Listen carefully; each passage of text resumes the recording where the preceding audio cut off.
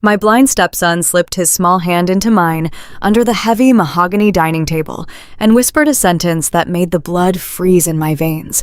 He said she is not who Dad says she is because I heard everything. For years, my husband told our friends, our congregation, and even me that I was losing my mind, that I was the broken outsider, destroying our perfect family. But the one person he thought could never expose him had been listening to every single word. The moment my stepson revealed what he heard echoing through the air vents from the attic room, every elaborate lie my husband built began to violently fall apart. The polite clinking of crystal wine glasses and subdued laughter echoed through the formal dining room of our upscale Connecticut home. I stood at the head of the table, gripping a heavy silver carving knife, my knuckles turning white as I sliced into the Sunday roast. The rich smell of rosemary and garlic filled the air, a stark contrast to the suffocating tension tightening around my throat. My name is Caroline, and I am 42 years old. 5 years ago, I was a ruthless, highly paid forensic accountant for a top financial firm in Hartford. Today, I am a stay-at-home caregiver, reduced to nothing more than a convenient punchline for my husband. I placed a thick slice of beef onto a pristine china plate and handed it to Pastor Dave, who gave me a look of deep, condescending pity. That look was entirely orchestrated by the man sitting opposite me. Bradley, my husband of 6 years, adjusted his custom-tailored suit jacket and let out a long, theatrical sigh. He was a respected wealth management advisor in our town, the kind of man who donated generously to the church and charmed everyone he met. To the outside world, he was a saint for putting up with me. "It is just getting so incredibly difficult," Bradley said, his voice dripping with a carefully manufactured sorrow. He swirled the expensive Cabernet in his glass, looking around at our dinner guests. "I have to leave sticky notes all over the kitchen for Caroline these days. She completely forgot to pay the utility bill last week, and she left the gas burner running again on Tuesday. Her memory is just slipping away so fast. I worry about her emotional stability." The lie was so blatant, so bold, that the carving knife actually slipped in my hand, scraping loudly against the serving platter. I had not forgotten the utility bill. I had watched Bradley take the envelope from the mail pile and put it in his briefcase. I had not left the gas burner on. I had turned it off, cleaned the grates, and walked away only to have him claim he found it blazing an hour later. Before I could even open my mouth to defend myself, his sister Rebecca chimed in. Rebecca was a senior paralegal with sharp features and an even sharper tongue. She took a dainty sip of her wine and shook her head, looking at me as if I were a tragic, defective pet. "It is honestly a miracle Bradley manages to keep this household together," Rebecca said, her tone laced with absolute venom. "A man with his high-pressure career should not have to come home and play nursemaid to a wife who cannot even remember to turn off a stove. It is a massive liability." Caroline: "Dear, you really should consider residential care. You look absolutely exhausted. Your hair is a mess." I bit the inside of my cheek hard enough to taste copper. The urge to scream, to throw the silver platter across the room, burned in my chest, but I forced my face into a mask of weary compliance. I swallowed the burning protest forming in my throat and looked down the table. Sitting quietly near the end of the table was Sam, my 12-year-old stepson. He sat perfectly straight, his sightless eyes facing forward, his hands resting politely on his lap. 4 years ago, a horrific car accident took his vision and claimed the life of his biological mother. When Bradley and I married, I made a vow to protect that boy. I walked away from my corporate career without a second thought. I liquidated my own personal retirement accounts to pay for his initial eye surgeries and specialized physical therapy when Bradley claimed his business was going through a dry spell. I raised Sam. I taught him how to navigate the house, how to read Braille, how to feel safe in a world that had suddenly gone dark. I loved him as fiercely as if he were my own blood. For Sam, I endured the constant disrespect. For Sam, I swallowed my pride every time Bradley chipped away at my sanity. That is exactly why I had to hire Lauren Bradley, continued bringing the conversation back to his own martyrdom. He reached over and patted the empty chair beside him. "She is a specialized behavioral therapist. She will be moving into the guest house this week." Someone has to keep things organized and ensure Sam gets his lessons while I am at the firm. Caroline is simply too overwhelmed to handle the basics anymore. I had to step in and take control for the safety of my family. Pastor Dave nodded solemnly, placing a comforting hand on Bradley's shoulder. You are a good, strong man, Bradley. The Lord tests us, but you bear your burdens with such grace. Mary, the pastor's wife, looked at me with a sad, tight smile. We will be praying for your mind to find peace, Caroline. Laughter rippled through the room as Bradley made another self-deprecating joke about his life as a suffering husband. The guests chuckled at my expense, completely buying into the narrative of the brilliant provider and his deteriorating, useless wife. I stood there holding the serving tools, feeling a profound, crushing isolation. I was surrounded by people, yet I had never been more alone. The walls of the beautiful Connecticut home felt like a prison closing in on me. I kept my eyes fixed on the floor, letting them believe they had won. Letting them believe I was broken. But beneath my silent, submissive exterior, a cold realization was taking root. I was not losing my mind. I was being hunted in my own home. The loud and boisterous voice of my husband echoed from the grand foyer downstairs. Bradley was playing the role of the perfect host, thanking Pastor Dave and the rest of our church friends for coming to our Sunday dinner. I turned away from the dining room and placed a gentle hand on my 12-year-old stepson. I told Sam it was time to go upstairs. I guided him away from the noise and toward the heavy oak staircase. Usually Sam walked with a light and easy step. His fingers would barely brush the banister as he memorized the layout of our home. But tonight, his movements felt rigid and mechanical. His breathing was shallow and uneven. I thought the noise of the dinner party and the cruel jokes Bradley made at my expense had simply overwhelmed the poor boy. I guided him down the long carpeted hallway to his bedroom. I closed the heavy wooden door behind us instantly, cutting off the muffled sounds of Bradley laughing downstairs. The silence in Sam's room was thick and heavy. I walked over to turn down his bedsheets and reached out to guide him to the mattress. That was the exact moment everything changed. Sam did not sit down. Instead, his small hand shot out and gripped my wrist. His fingers dug into my skin with a terrifying strength I had never felt from him before. His sightless eyes were wide and focused perfectly in my direction. He pulled me closer until his face was inches from mine. His entire body was trembling.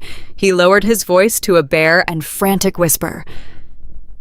He said she is not who Dad says she is because I heard everything. My heart stopped beating. The room seemed to spin around me. I stared down at his pale and terrified face. A cold wave crashed over my entire body, sending an icy chill straight down my spine. I knelt down to his eye level and held his trembling shoulders. I asked him what he meant and who he was talking about. Sam swallowed hard and his grip on my hand tightened even further. He explained that because he could not see Bradley, always assumed he was completely deaf and oblivious to the world around him. Bradley thought Sam lived in an empty, silent bubble. But Sam told me his hearing had become incredibly sharp over the last 4 years since the accident. He knew the sound of every footstep in the house. He knew the changing tones of his father's voice. And more importantly, he knew about the old brass air vent hidden behind the winter coats in his bedroom closet. Sam explained that the vent dropped directly down into the ceiling of Bradley's locked private home office on the first floor. Whenever Bradley locked himself in there to work late, the sound carried straight up the metal shaft and into Sam's room.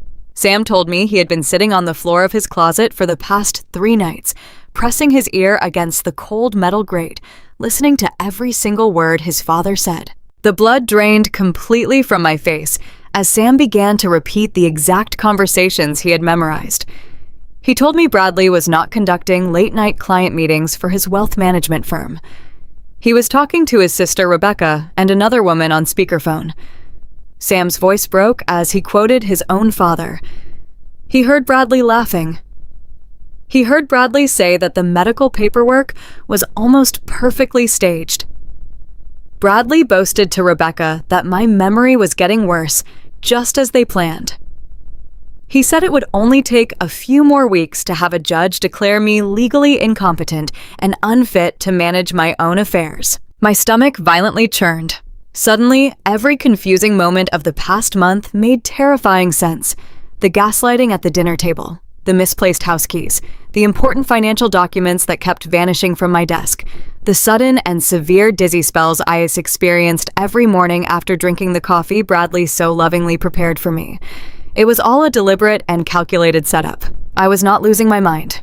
I was being actively hunted in my own home. Bradley was building a fake medical history to steal my autonomy and gain total control over my life. But the final and most fatal blow came when Sam told me about the other woman on the phone. Sam whispered that the woman's name was Lauren. She was the one Bradley had just introduced to our church friends as the new behavioral therapist. Sam heard Bradley promise Lauren that she would not have to sleep in the guest house for very long. Bradley told her that once they locked me away in a residential psychiatric facility, Lauren would take my place in the master bedroom.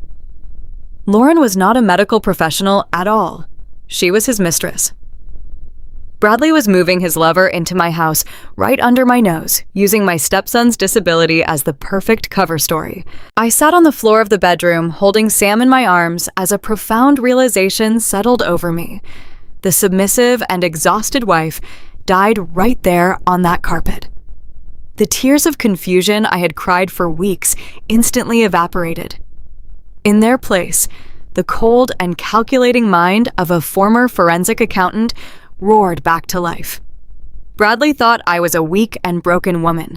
He thought I was just a naive caregiver who would quietly let him steal my future and abandon this sweet blind boy. He severely underestimated the intellect of the woman he married. I pulled Sam close and kissed his forehead. I promised him that nobody was going to hurt us and that everything was going to change. I wiped my face and stood up. The game had just begun. The heavy mahogany front door clicked shut. I stood perfectly still in the pristine entryway of our Connecticut home, listening to the deep purr of Bradley's luxury sedan pulling out of the driveway. Just moments ago, he had kissed my cheek and told me to rest my fragile mind. "Make sure you take your morning supplements, sweetheart," he had said, handing me a glass of water and the little plastic cup of pills.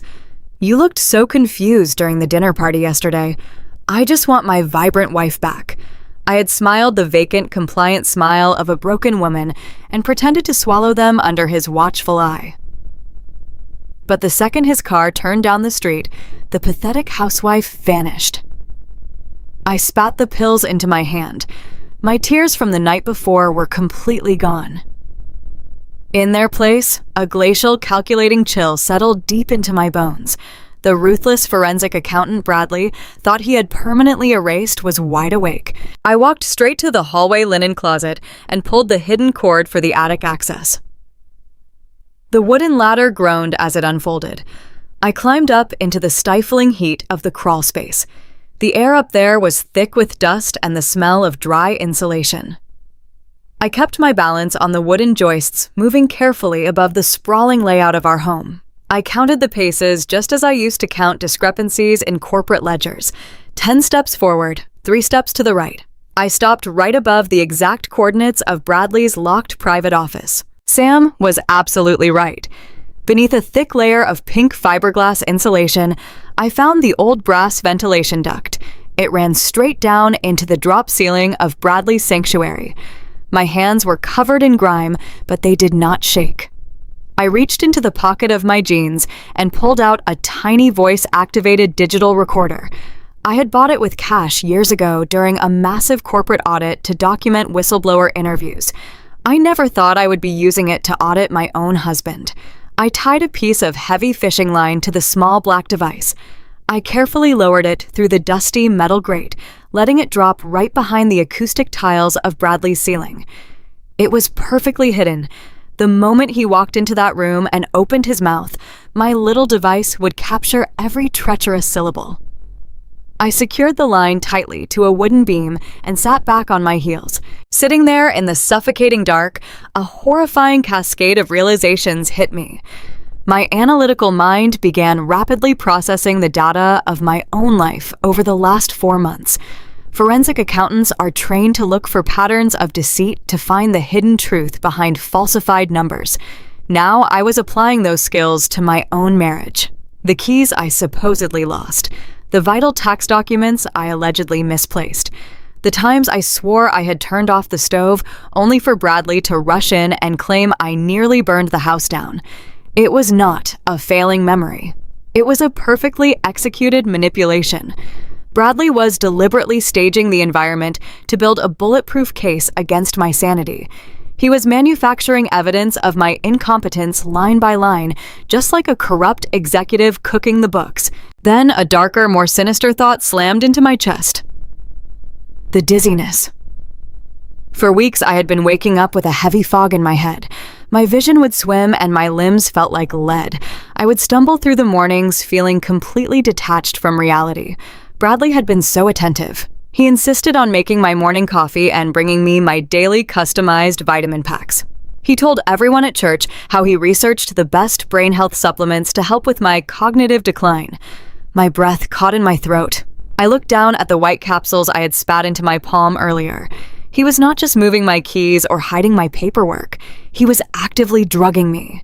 My own husband, the man I had trusted with my life and my fortune, was poisoning me to ensure I looked like a rambling, incompetent liability. The physical symptoms were not in my head. They were chemically induced by the very man who swore to protect me. He needed me sedated and confused, so I could not defend myself when his sister Rebecca filed the conservatorship papers. They were going to drug me, declare me insane, and lock me away in a facility while they spent my trust fund with his new mistress. A wave of pure, unadulterated fury washed over me, but I did not scream. I did not break down.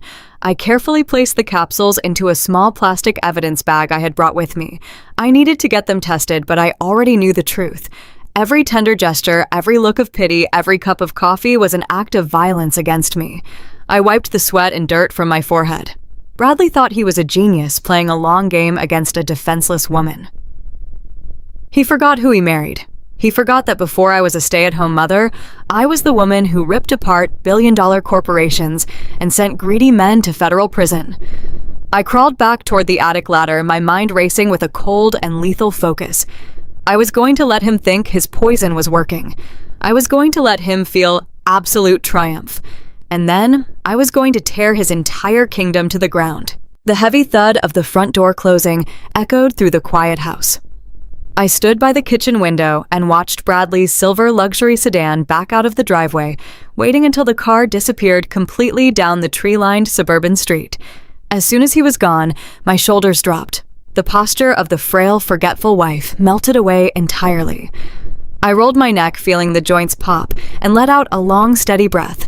The chemically induced fog from the tampered vitamins was still lingering at the edges of my vision, but pure, unadulterated adrenaline burned it away. For the first time in months, my mind felt razor sharp. The submissive caregiver was gone.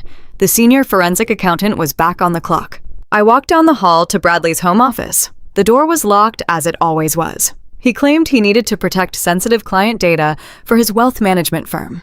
I used to respect his boundaries. Now I saw the lock for what it really was, a pathetic shield. I went to the kitchen, retrieved a thin butter knife and a heavy paperclip, and walked back to his office. It took me less than 30 seconds to jimmy the old brass lock. I stepped inside the pristine room, the smell of his expensive leather chair and arrogant cologne turning my stomach. I sat down at his sleek desktop computer and woke the screen. A password prompt blocked my way. Bradley was a man of habit and extreme vanity. He thought he was the smartest person in any room, which meant he was incredibly lazy when it came to digital security. I bypassed his local firewall by accessing our shared home network from a backdoor I had installed years ago to monitor our router. It was a simple diagnostic tool I used when we first moved in, something he never bothered to learn about. Within 5 minutes, I had full administrative access to his entire hard drive. My fingers hovered over the keyboard. A familiar cold thrill washed over me. This was my true domain. I had spent 10 years dissecting corporate tax evasion, tracking offshore accounts, and helping send greedy executives to federal prison. Bradley had forgotten who he married. He had mistaken my choice to stay home and raise his blind son as a loss of intelligence. He was about to learn just how fatal that miscalculation was. I opened his primary financial folders. I ignored the client portfolios for now and went straight for our personal joint accounts and the specialized medical trust fund we had set up for Sam. When Sam lost his sight in the car accident 4 years ago, I had personally liquidated my corporate stock options and poured my high-earning savings into a dedicated account. Bradley told me he was using those funds to secure spots in experimental stem cell trials in Boston and to purchase advanced custom-built tactile learning software.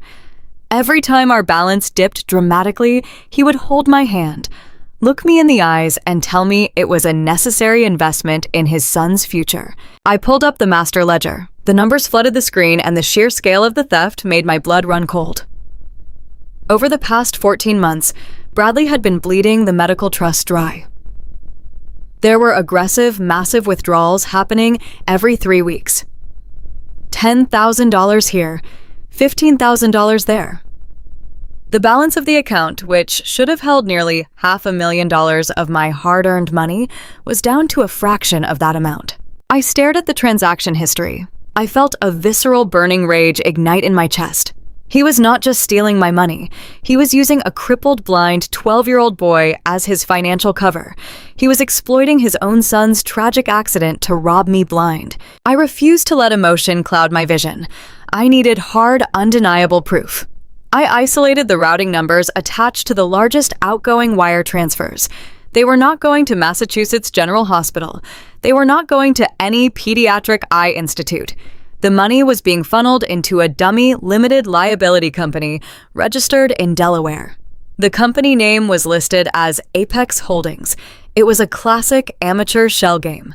Bradley was routing the funds through a third party to wash the transactions, assuming I would never be lucid enough to ask for the bank statements. I dug deeper into the digital breadcrumbs. I ran a cross-reference search on the home network, looking for any cached files or synced cloud documents tied to Apex Holdings. Bradley had left his private cloud account synced to the desktop. A folder labeled Apex Properties appeared on the screen. I clicked it open. Inside was a single digital document. It was a residential lease agreement. I opened the document and scanned the text. It was a lease for a luxury penthouse apartment in downtown Hartford, right in the city's most exclusive and expensive high-rise building. The monthly rent was a staggering $8,000. My eyes darted down the pages, taking in the list of premium amenities: a private rooftop terrace, a dedicated parking space, a concierge service. My heart hammered against my ribs as I scrolled down to the final page to see the signature line. I fully expected to see Bradley's forged signature or a fake corporate stamp. Instead, the name written in elegant looping cursive made the air catch in my throat. The tenant listed on the lease was Lauren Davies. Lauren, the young, beautiful woman Bradley had brought to our home just yesterday. The woman he had smiled at while holding her arm in our foyer. The woman he had introduced to our pastor and our friends as a highly sought-after behavioral therapist hired specifically to help Sam adjust to his blindness. The money I had sacrificed to heal my stepson was not buying medical miracles. It was paying for a luxury downtown love nest for my husband's mistress. Bradley was preparing to move the woman he was sleeping with into my guest house under the guise of medical care, all while secretly funding her lavish lifestyle with my life savings. He thought he had completely outsmarted me. He thought he had successfully trapped a sick, deteriorating wife.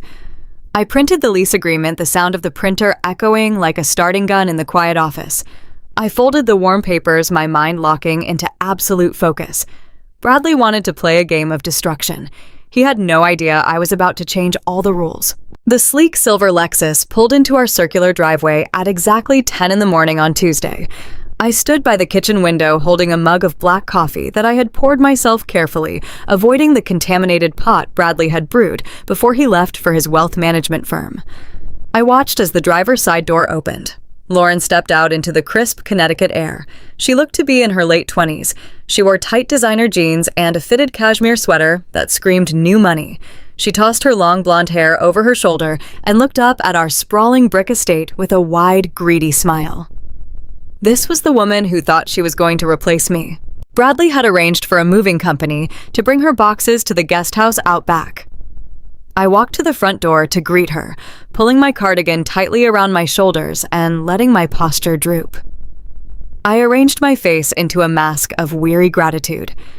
As I opened the heavy front door, a gust of wind carried her scent directly into my face.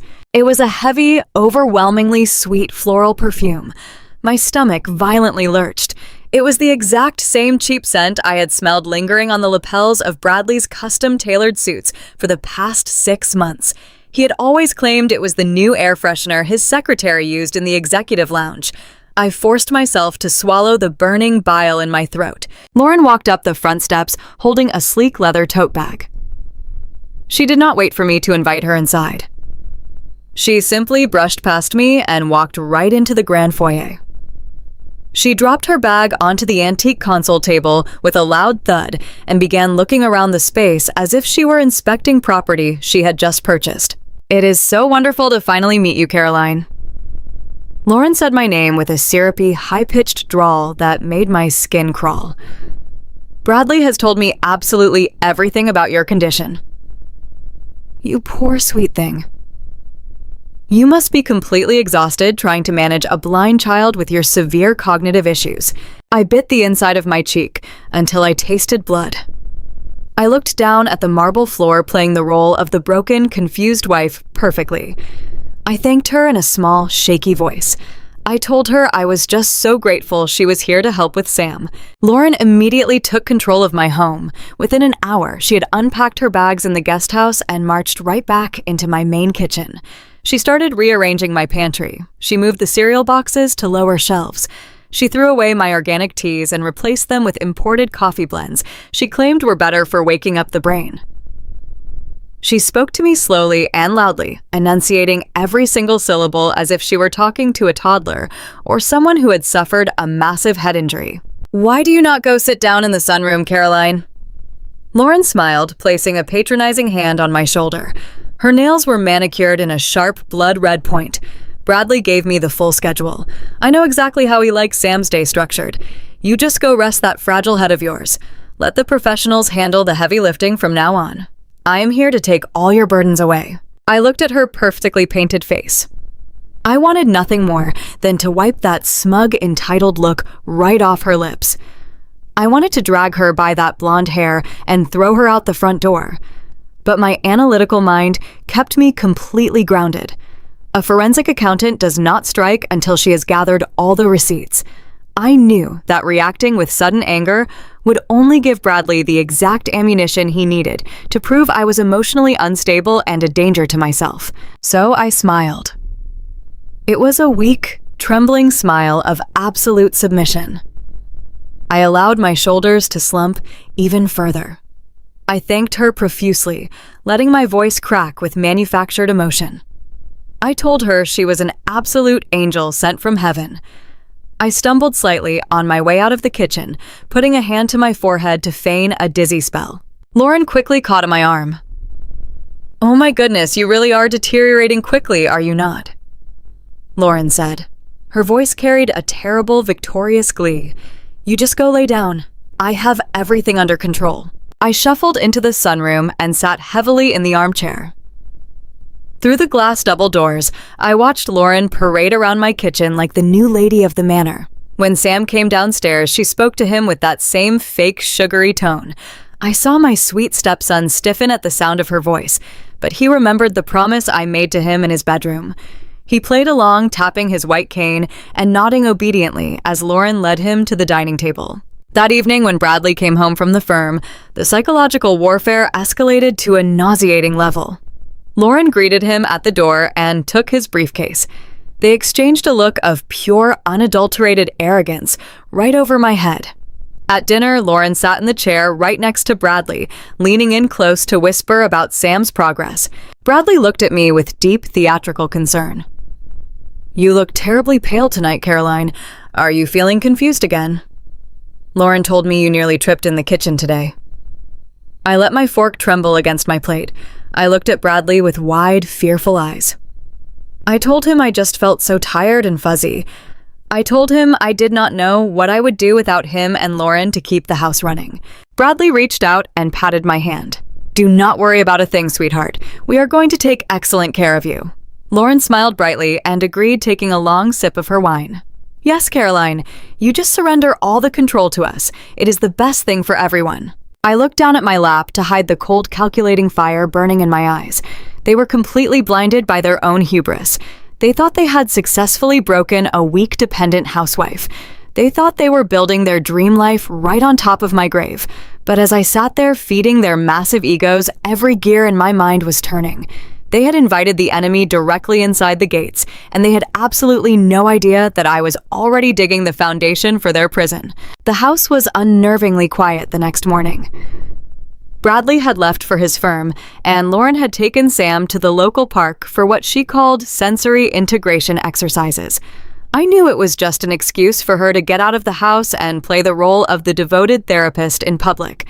The moment the front door clicked shut, I went straight into action. I needed more evidence. I slipped into the spare bedroom we used for storage. Buried at the bottom of a cardboard box under a pile of tangled charging cables was an old iPad. Bradley had tossed it aside 2 years ago, claiming the screen was unresponsive and it was basically useless. He bought himself a new one and told me to throw the old one in the trash. I never did. I plugged the device into the wall outlet. To my surprise, the battery icon lit up. 10 minutes later, the screen flickered to life. Bradley was a creature of extreme habit and stunning arrogance. He had never wiped the device. He had never logged out of his cloud account.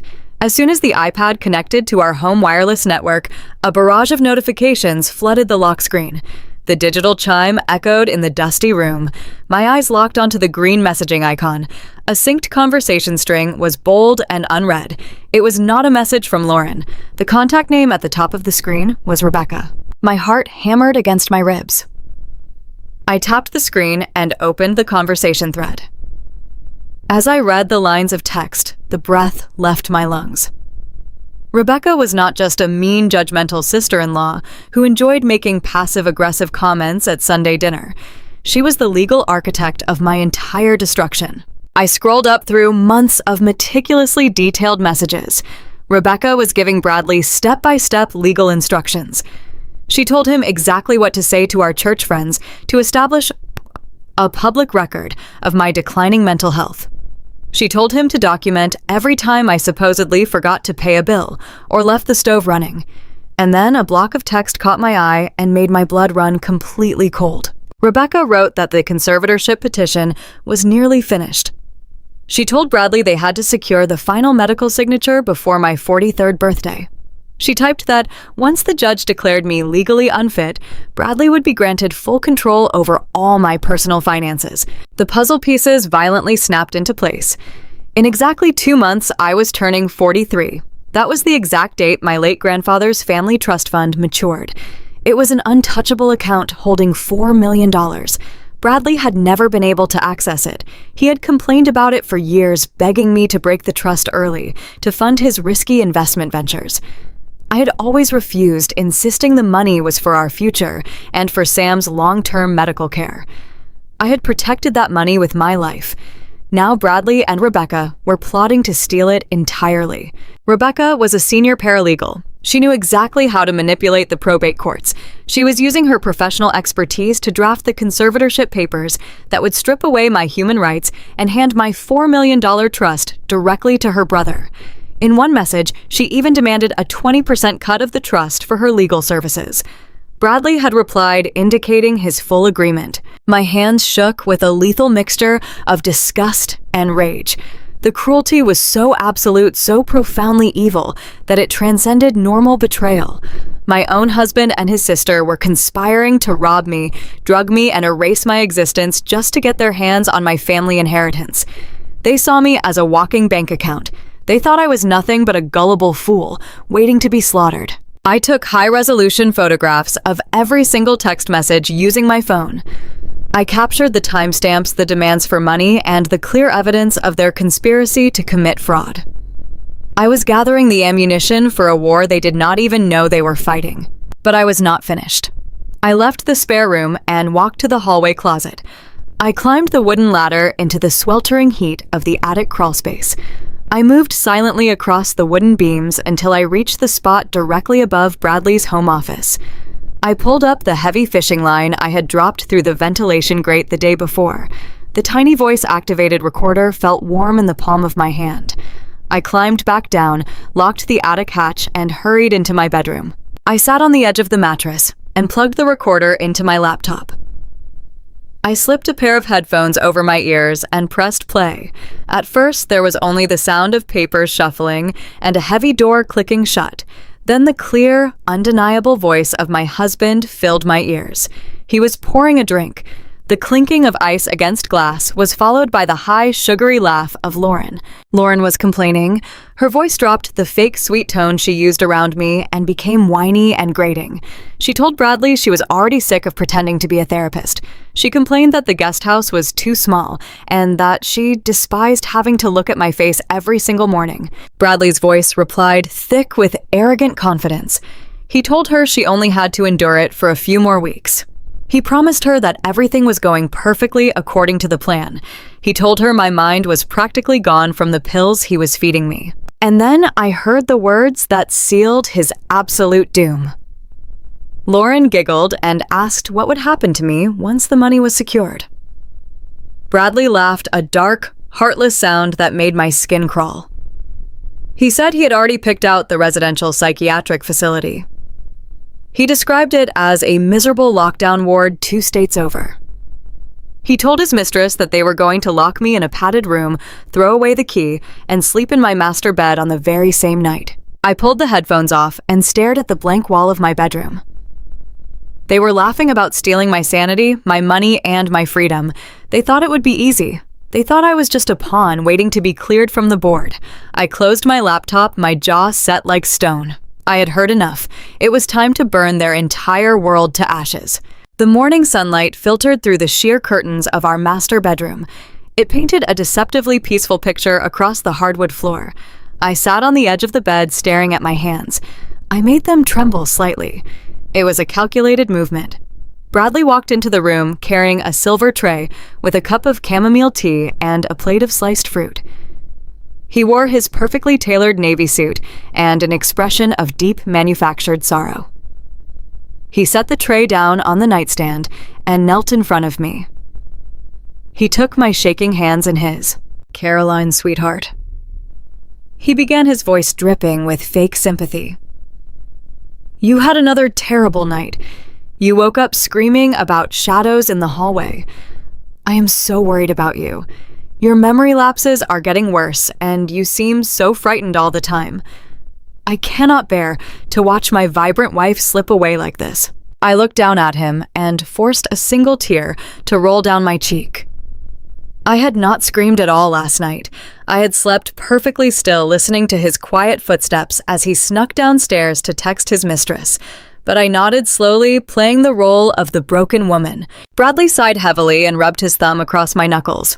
"I made an appointment for you today with a top-tier neurological specialist. His name is Dr. Alan Mercer. He is the best in the state for cognitive decline and paranoia. I am going to take the morning off and drive you there myself. We are going to get you the help you need." I recognized the name immediately. My forensic memory cataloged every detail of Bradley's life.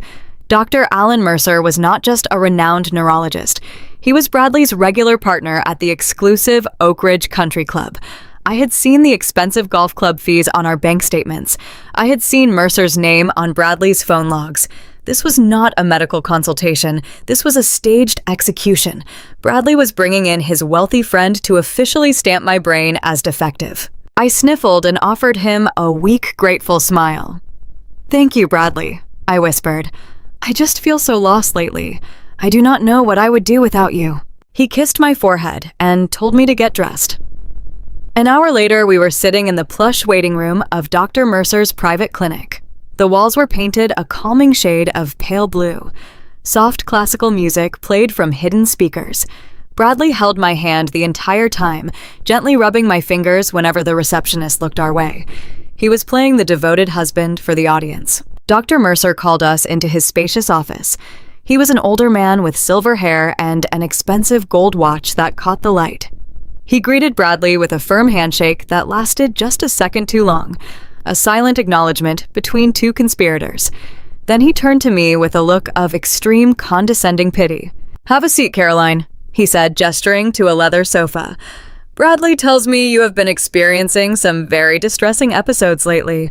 Let us talk about what is going on in that pretty head of yours." For the next 45 minutes, I sat there and endured the most humiliating psychological trap ever designed. Dr. Mercer asked me a series of loaded questions. He asked if I often forgot where I placed my keys.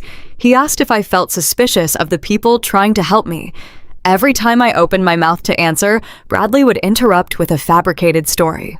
Bradley told the doctor about the time I supposedly left the gas stove running. Bradley fabricated a tale about me accusing our new behavioral therapist, Lauren, of stealing my jewelry. I sat there and played my part flawlessly. I stuttered. I looked confused. I wrung my hands together and looked at Bradley for reassurance. I knew exactly what they were doing. Rebecca needed a certified medical diagnosis to attach to the conservatorship petition. They needed a doctor to put in writing that I was a danger to myself and completely unfit to manage my $4 million trust fund. Dr. Mercer leaned back in his chair and steepled his fingers together. He looked at Bradley with a grave expression before turning his eyes to me. "Caroline, based on your husband's detailed reports and my own observations today, I'm afraid we are looking at something quite serious. You are exhibiting classic symptoms of early onset dementia, coupled with severe paranoid delusions. Your brain is struggling to separate reality from fiction." My stomach churned at his absolute lack of medical ethics. He was condemning me to a psychiatric prison based on a golf buddy favor. But there is hope. Dr. Mercer continued pulling a prescription pad from his desk. "I am going to prescribe you a heavy antipsychotic medication. It is a powerful neurological stabilizer. It will calm your nerves, suppress the paranoia, and slow the cognitive decline. You must take it every single day without fail." He ripped the paper from the pad and handed it to Bradley. Not to me. He handed my chemical restraints directly to my husband. I knew exactly what that medication was. It was a heavy tranquilizer used for severe psychiatric patients. If I actually swallowed those pills, I would become a drooling, compliant zombie. I would be physically unable to fight them in court. It was the final piece of their treacherous puzzle. I looked at Dr. Mercer and then at Bradley. I let my lower lip tremble. I allowed a fresh wave of tears to spill over my eyelashes. I reached out and touched the doctor's sleeve. "Thank you, Dr. Mercer." I cried, my voice thick with fake vulnerability. "I have been so terrified. I thought I was losing my mind." "Thank you for giving me hope." Dr. Mercer smiled a tight, arrogant smile. "You are very welcome, Caroline. Just listen to Bradley. He wants what is best for you."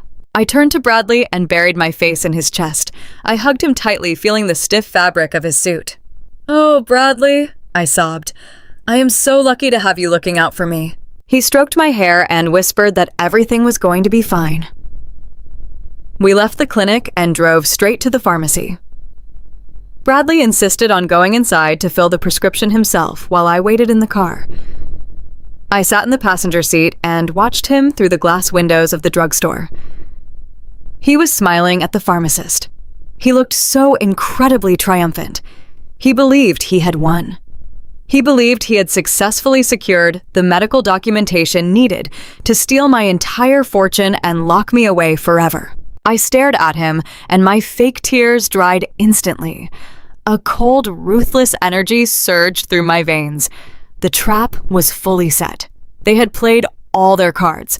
The forged diagnosis was the final piece of evidence I needed to prove their malicious intent. Let them buy the pills. Let them file the conservatorship papers. Let them think I was a broken and submissive fool. They had no idea they were walking blindly into a massacre. The drive back from the pharmacy felt like a victory lap for my husband. Bradley gripped the steering wheel, humming a cheerful tune. The small paper bag containing my supposed chemical straitjacket sat on the center console like a trophy.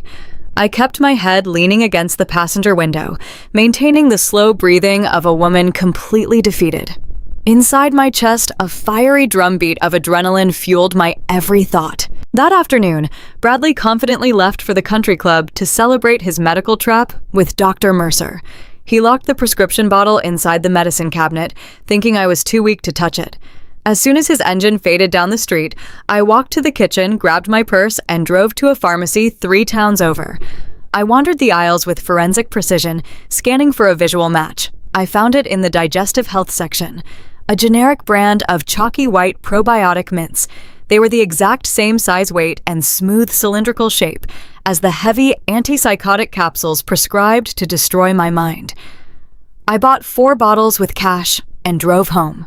Back in my bathroom, I took heavy pliers and broke the lock on the medicine cabinet. I opened the amber prescription bottle and poured the toxic capsules directly into the kitchen sink. I turned on the cold water and flipped the switch for the garbage disposal. The loud, grinding, mechanical crunch of the metal blades obliterating the drugs sent a wave of pure electric satisfaction down my spine. I watched the white powder dissolve, washing away Bradley's pathetic attempt to sedate me. I carefully filled the amber bottle with the harmless white mints. I closed the cap, put it back on the shelf, and repaired the flimsy cabinet lock just enough so Bradley would never notice. The next morning, the psychological theater officially began.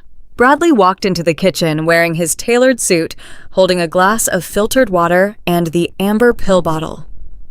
He shook one white capsule into his palm and held it out to me with a caring expression. He told me it was time for my brain medicine.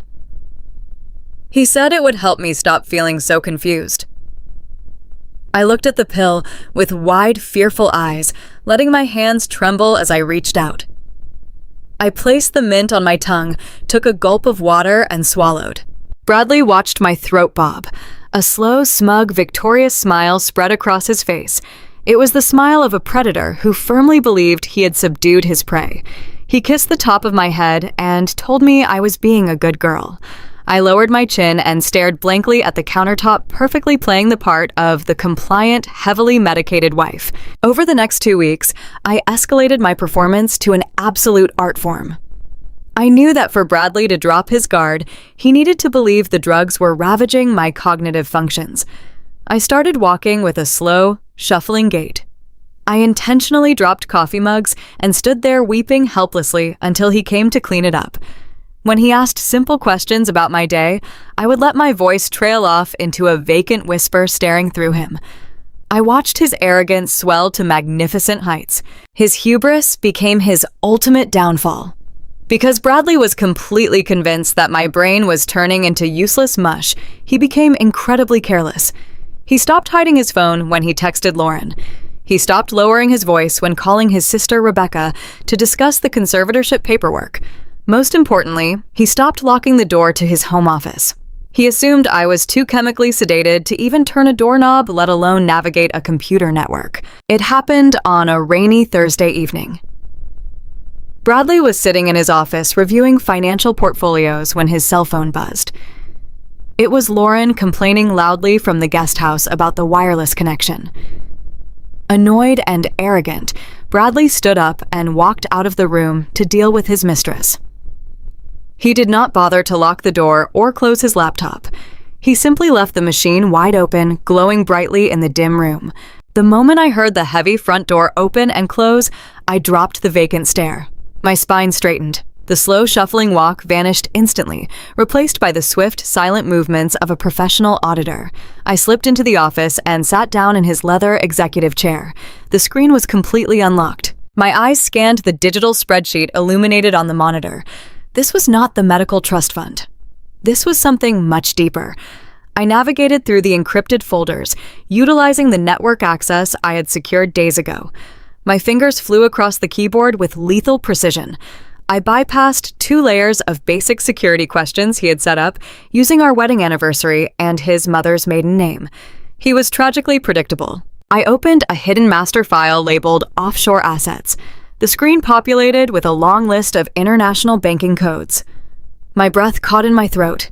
These were private, untraceable routing numbers registered in the Cayman Islands. Bradley had fully established a hidden financial pipeline. He had set up these exact routing numbers to receive the $4 million from my family trust fund. The absolute second Rebecca finalized the court order declaring me legally insane. I sat in his chair, staring at the flashing green numbers. He had built the perfect invisible vault to hide my stolen wealth. But he had made one fatal error. He had left the vault door wide open for the very woman he was trying to destroy. I pulled a small, encrypted flash drive from my pocket and plugged it directly into the side of his laptop. I highlighted the entire network of offshore routing numbers, the account passwords, and the hidden wire transfer protocols. I initiated the download and watched the progress bar surge forward. I finally had the keys to his entire financial kingdom. The following Tuesday morning, Bradley left for work feeling invincible. I stood by the window watching his car pull away. I wore an oversized bathrobe and maintained a vacant stare just in case he glanced back. The moment his vehicle disappeared, I dropped the entire act. I moved with absolute precision. I changed into a simple dark sweater and jeans. I grabbed the encrypted flash drive containing his offshore banking codes and slipped out the back door. I drove carefully, keeping my speed perfectly steady. I stuck exclusively to the rural back roads and completely avoided the main highways where Bradley or his friends might spot me. I drove 2 towns over to a forgotten stretch of industrial road. I pulled into the cracked parking lot of a dingy roadside diner. The neon sign above the door was buzzing and flickering in the morning light. I walked inside. It smelled heavily of stale coffee, frying grease, and old cracked leather booths.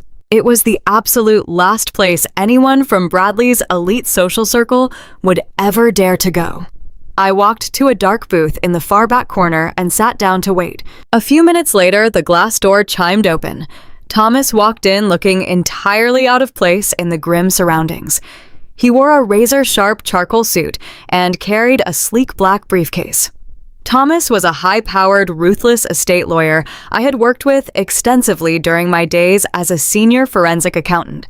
We had dismantled several corrupt corporate empires together, stripping wealthy criminals of their hidden assets.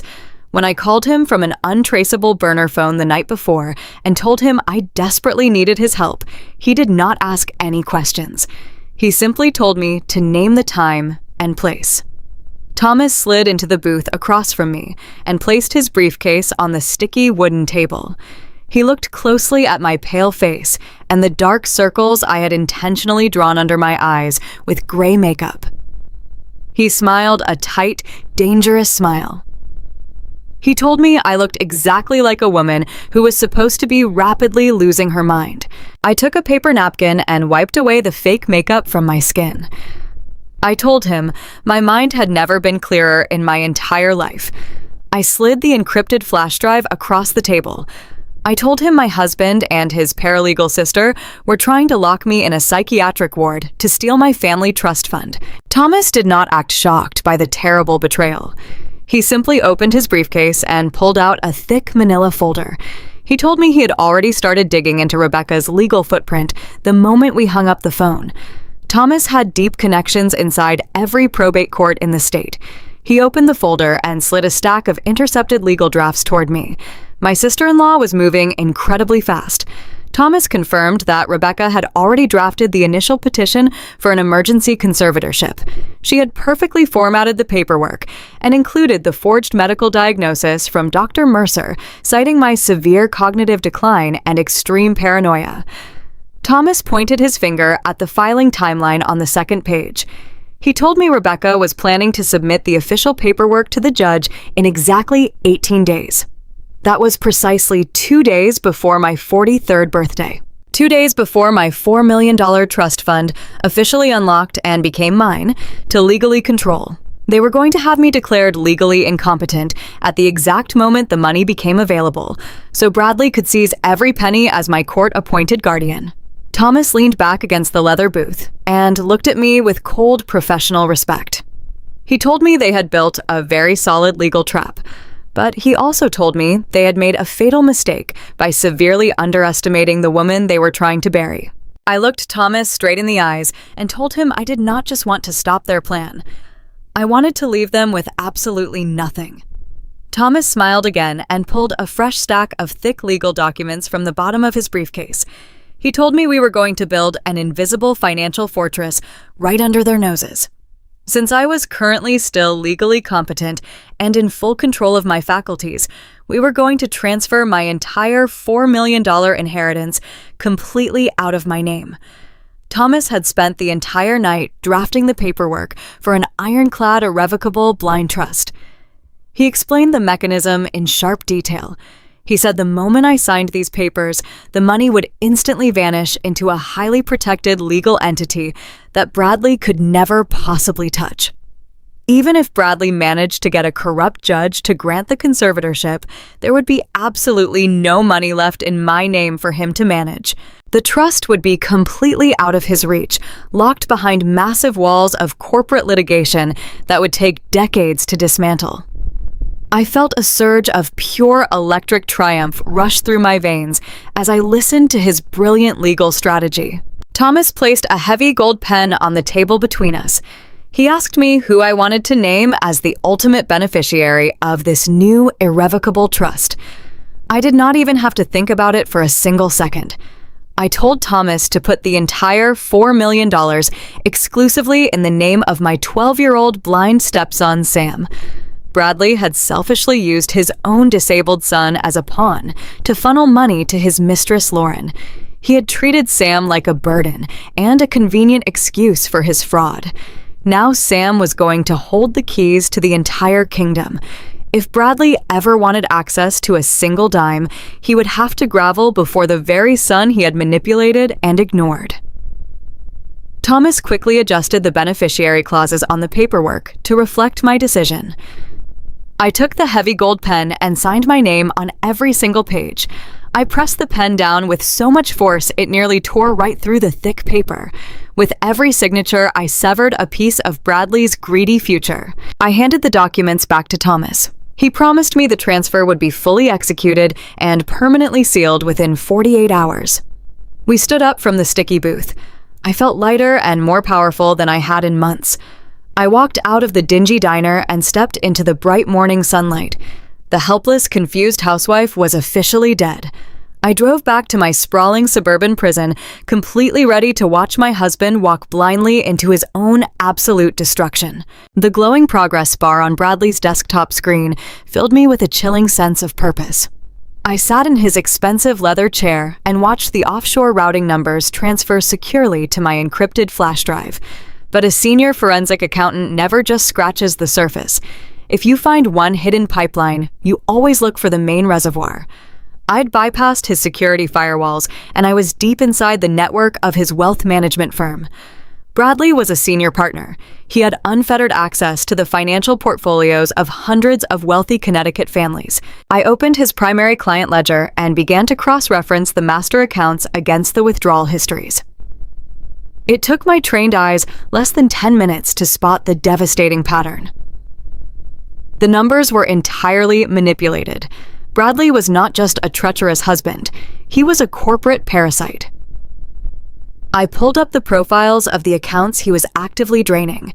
They all belonged to his oldest and most vulnerable clients: elderly widows, retired school teachers, men and women suffering from early-stage dementia who trusted Bradley to manage their life savings. My fingers flew across the keyboard as I traced the missing funds. He was siphoning tens of thousands of dollars every single quarter from their retirement accounts. He was using a complex system of fractional skimming to hide the theft. The money was being funneled directly into the exact same Delaware shell company he was using to pay for Lauren's luxury downtown apartment. He was stealing from defenseless senior citizens to fund his lavish lifestyle and his secret mistress. The sheer magnitude of his absolute greed made my stomach turn. He was a monster wearing a tailored suit. I did not let the anger slow me down. I shifted into pure survival mode. I needed to build an indestructible insurance policy. I created a master digital folder and began dropping the most explosive evidence into it. First went the 3 years of fraudulent wealth management ledgers. Then went the offshore banking codes and the luxury residential lease agreement bearing Lauren's name. Next, I dragged in the high-definition photographs of the text messages between Bradley and his sister Rebecca, proving their conspiracy to seize my $4 million trust fund. But the final pieces of evidence were the most damning. I uploaded the digital copy of the forged medical diagnosis from Dr. Mercer, the piece of paper that falsely claimed I was suffering from severe paranoia and cognitive decline. And right beside it, I placed the crystal clear audio file I had captured from the attic. The audio of Bradley and Lauren laughing cruelly about locking me inside a psychiatric ward while they slept in my bed. I locked the master folder behind military-grade encryption. I copied the entire package onto 3 separate miniature flash drives. I slipped one into my pocket to keep on my person at all times. I planned to hide the others in utterly untraceable locations. This was not just a collection of files, it was a digital guillotine. When the time was perfectly right, I was going to drop the blade and sever his entire existence. I systematically cleared the computer history, closing every window and erasing every digital footprint of my presence. I locked the screen and slipped out of the office, pulling the door shut until the old brass lock clicked back into place. I walked back into the living room, pulled my oversized cardigan tightly around my shoulders, and sat down in the armchair. I let my eyes glaze over and forced my posture to slump. 10 minutes later, the heavy front door swung open.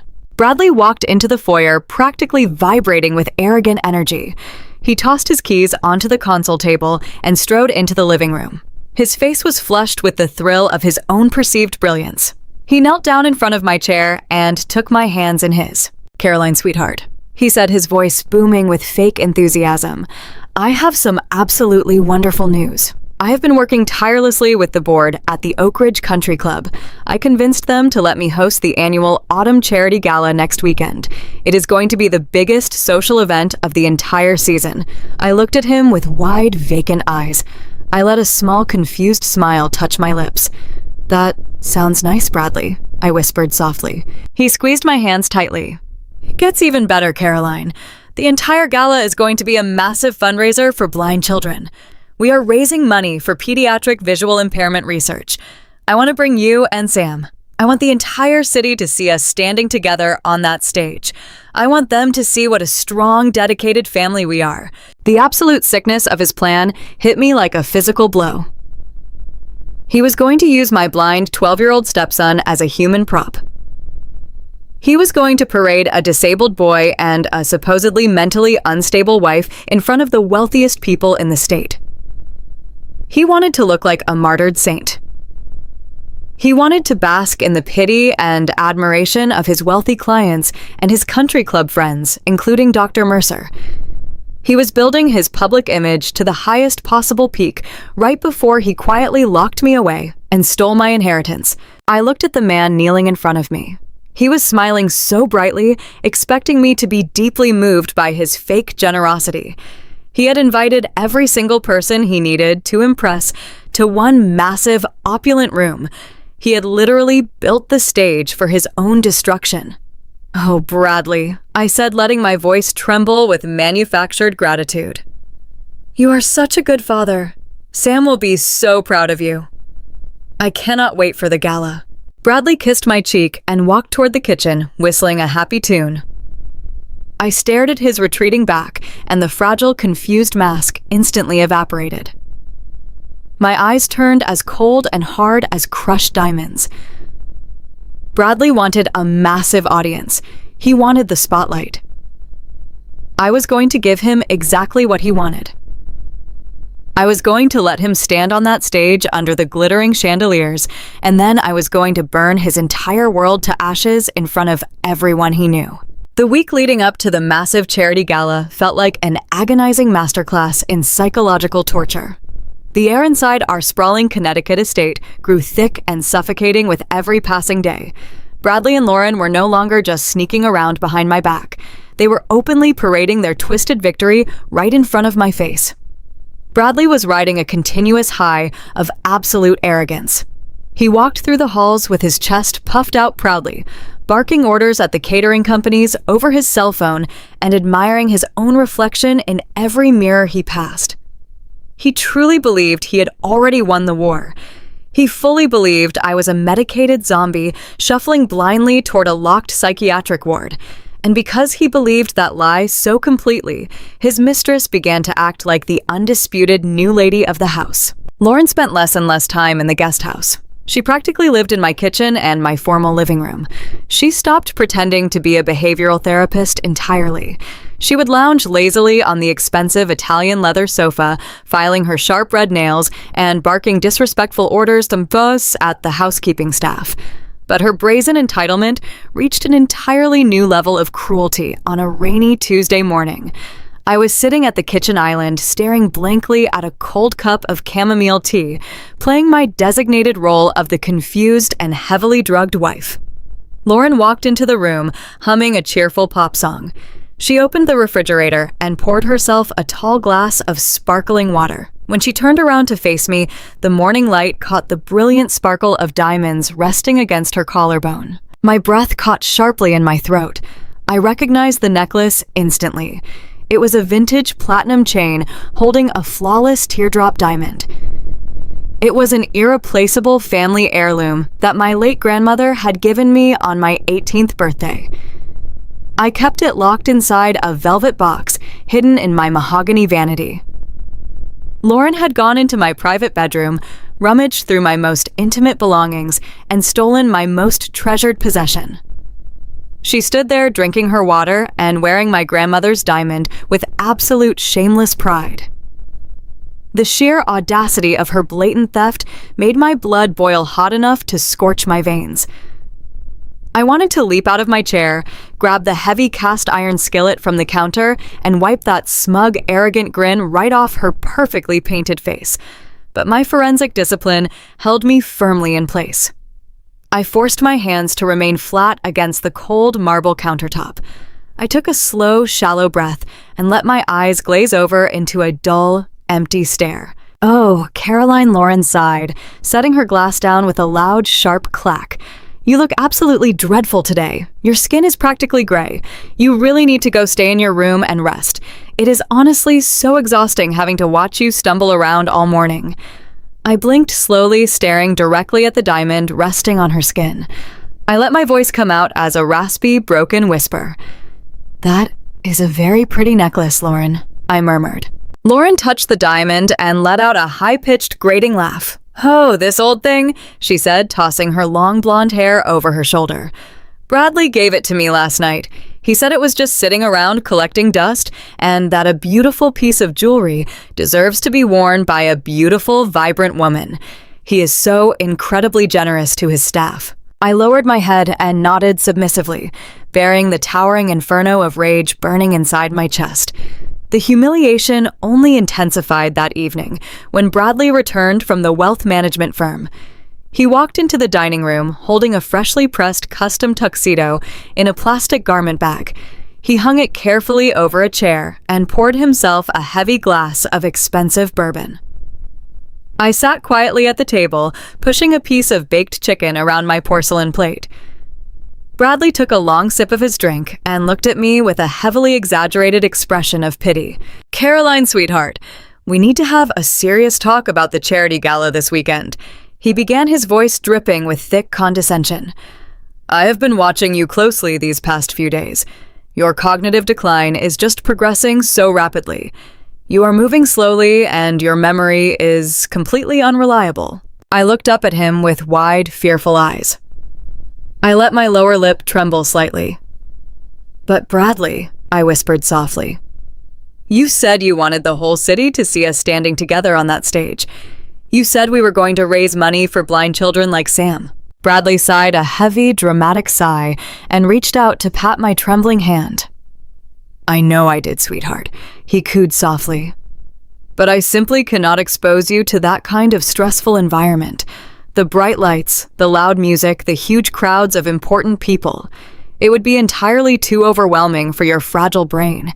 You would probably have a massive panic attack, or wander off and embarrass yourself in front of my elite clients. As your devoted husband, it is my job to protect you. I'm going to have you stay home and rest. Lauren will come with me to the country club instead to help me manage the event." The absolute vile sickness of his manipulation was breathtaking. He was deliberately excluding his legal wife from a public event so he could parade his young mistress around his wealthy friends under the guise of medical necessity. He wanted to shine brightly in the spotlight while I was locked away in the dark. I felt my fingernails digging painfully into my own palms under the table. I swallowed the thick bile rising in my throat and forced a single miserable tear to slide down my cheek. "Thank you, Bradley," I whimpered, letting my shoulders collapse in total defeat. "You are right. I am just so tired all the time. I would only ruin your special night." Bradley smiled a deeply arrogant, victorious smile. "Good girl," he praised, kissing the top of my head. Every single day, I swallowed their toxic poison. I endured the blatant disrespect, the stolen jewelry, and the endless psychological gaslighting. I let them build their towering monument of hubris higher and higher.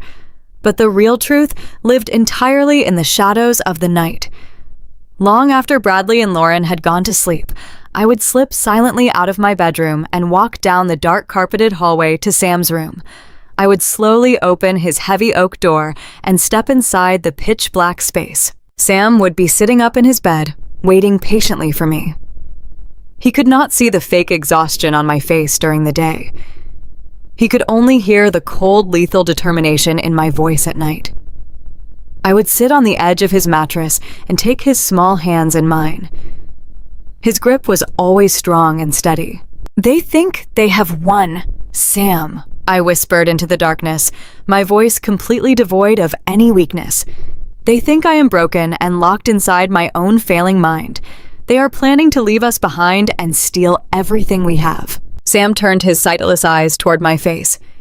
He did not cry. He just nodded slowly. His young face looked incredibly mature in the shadows.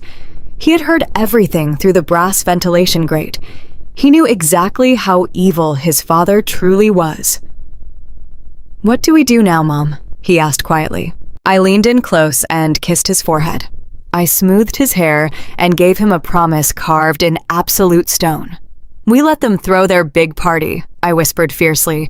"We let them put on their fancy clothes and stand under the bright lights. We let them feel like untouchable kings. And then we tear their entire castle right down to the ground. The game is almost over, my sweet boy. Everything is going to change very soon." Bradley and Lauren believed they had completely isolated me inside my own home. They left the house together on a Wednesday afternoon to run errands for the upcoming charity gala. The moment I heard the garage door close, I dropped my pathetic shuffling act and went straight to work. I had ordered a set of high-definition microscopic nanny cameras using the secure server Thomas provided me. The devices arrived hidden safely inside a fake package of herbal tea. I carried the tiny black lenses in the palm of my hand. They were smaller than a dime and invisible to the naked eye. I walked into the grand formal living room where Lauren spent her days lounging like a queen. I installed the first camera directly inside the carved wooden eye of a decorative eagle statue resting on the fireplace mantel. It provided a sweeping panoramic view of the entire room, including the expensive Italian leather sofa. Next, I moved down the hall to Bradley's home office. I placed a second microscopic lens deeply inside the metal ventilation grate, positioned perfectly to capture his desk and his computer monitor. I connected both devices to an encrypted cloud server routed through a secure virtual private network. The entire installation took less than 20 minutes. I wiped away my fingerprints, dusted the surfaces, and retreated to my bedroom. I opened my secure tablet and brought up the live feeds. The picture quality was stunningly clear. The tiny hidden microphones picked up the faintest sounds of the empty house. I sat on the edge of my bed and waited for the rats to return to their nest. I did not wait long. Bradley and Lauren returned an hour later, laughing loudly as they walked through the front door. I watched them on my glowing screen. Lauren kicked off her designer shoes and threw herself onto my living room sofa. Bradley followed, carrying 2 crystal glasses filled with expensive amber bourbon. He handed her a glass and sat down right beside her. I turned up the volume on my tablet and listened to the crystal clear audio filtering into my headphones. Lauren took a long sip of her drink and draped her legs casually over Bradley's lap. She asked him how much longer she had to endure living in this miserable house with a crazy woman. Bradley laughed his deep, arrogant laugh and stroked her leg. He told her the timeline was perfectly set. He promised her that in just a few short weeks, Dr. Mercer would testify, the judge would stamp the conservatorship papers, and I would be shipped off to a locked psychiatric facility in a different state. He told her she could start picking out new furniture for the master bedroom because the house and the $4 million trust fund would finally be completely theirs. I watched them clink their crystal glasses together in a cheerful toast. They were celebrating my total destruction. My chest felt incredibly tight, but my hands were steady. I was meticulously documenting every single second of their greed. Then the conversation took a turn that froze the blood in my veins. Lauren traced her finger along Bradley's jawline and brought up the charity gala. She giggled a high sugary sound that echoed loudly through my headphones. She asked Bradley how he was going to handle Sam at the country club. She mocked my sweet blind stepson, calling him a useless little prop. She said it was going to be completely exhausting, pretending to care about a disabled kid all night in front of the wealthy donors. Bradley did not defend his own son. He did not reprimand his cruel mistress. Instead, he leaned back against the cushions and smiled a cold, heartless smile.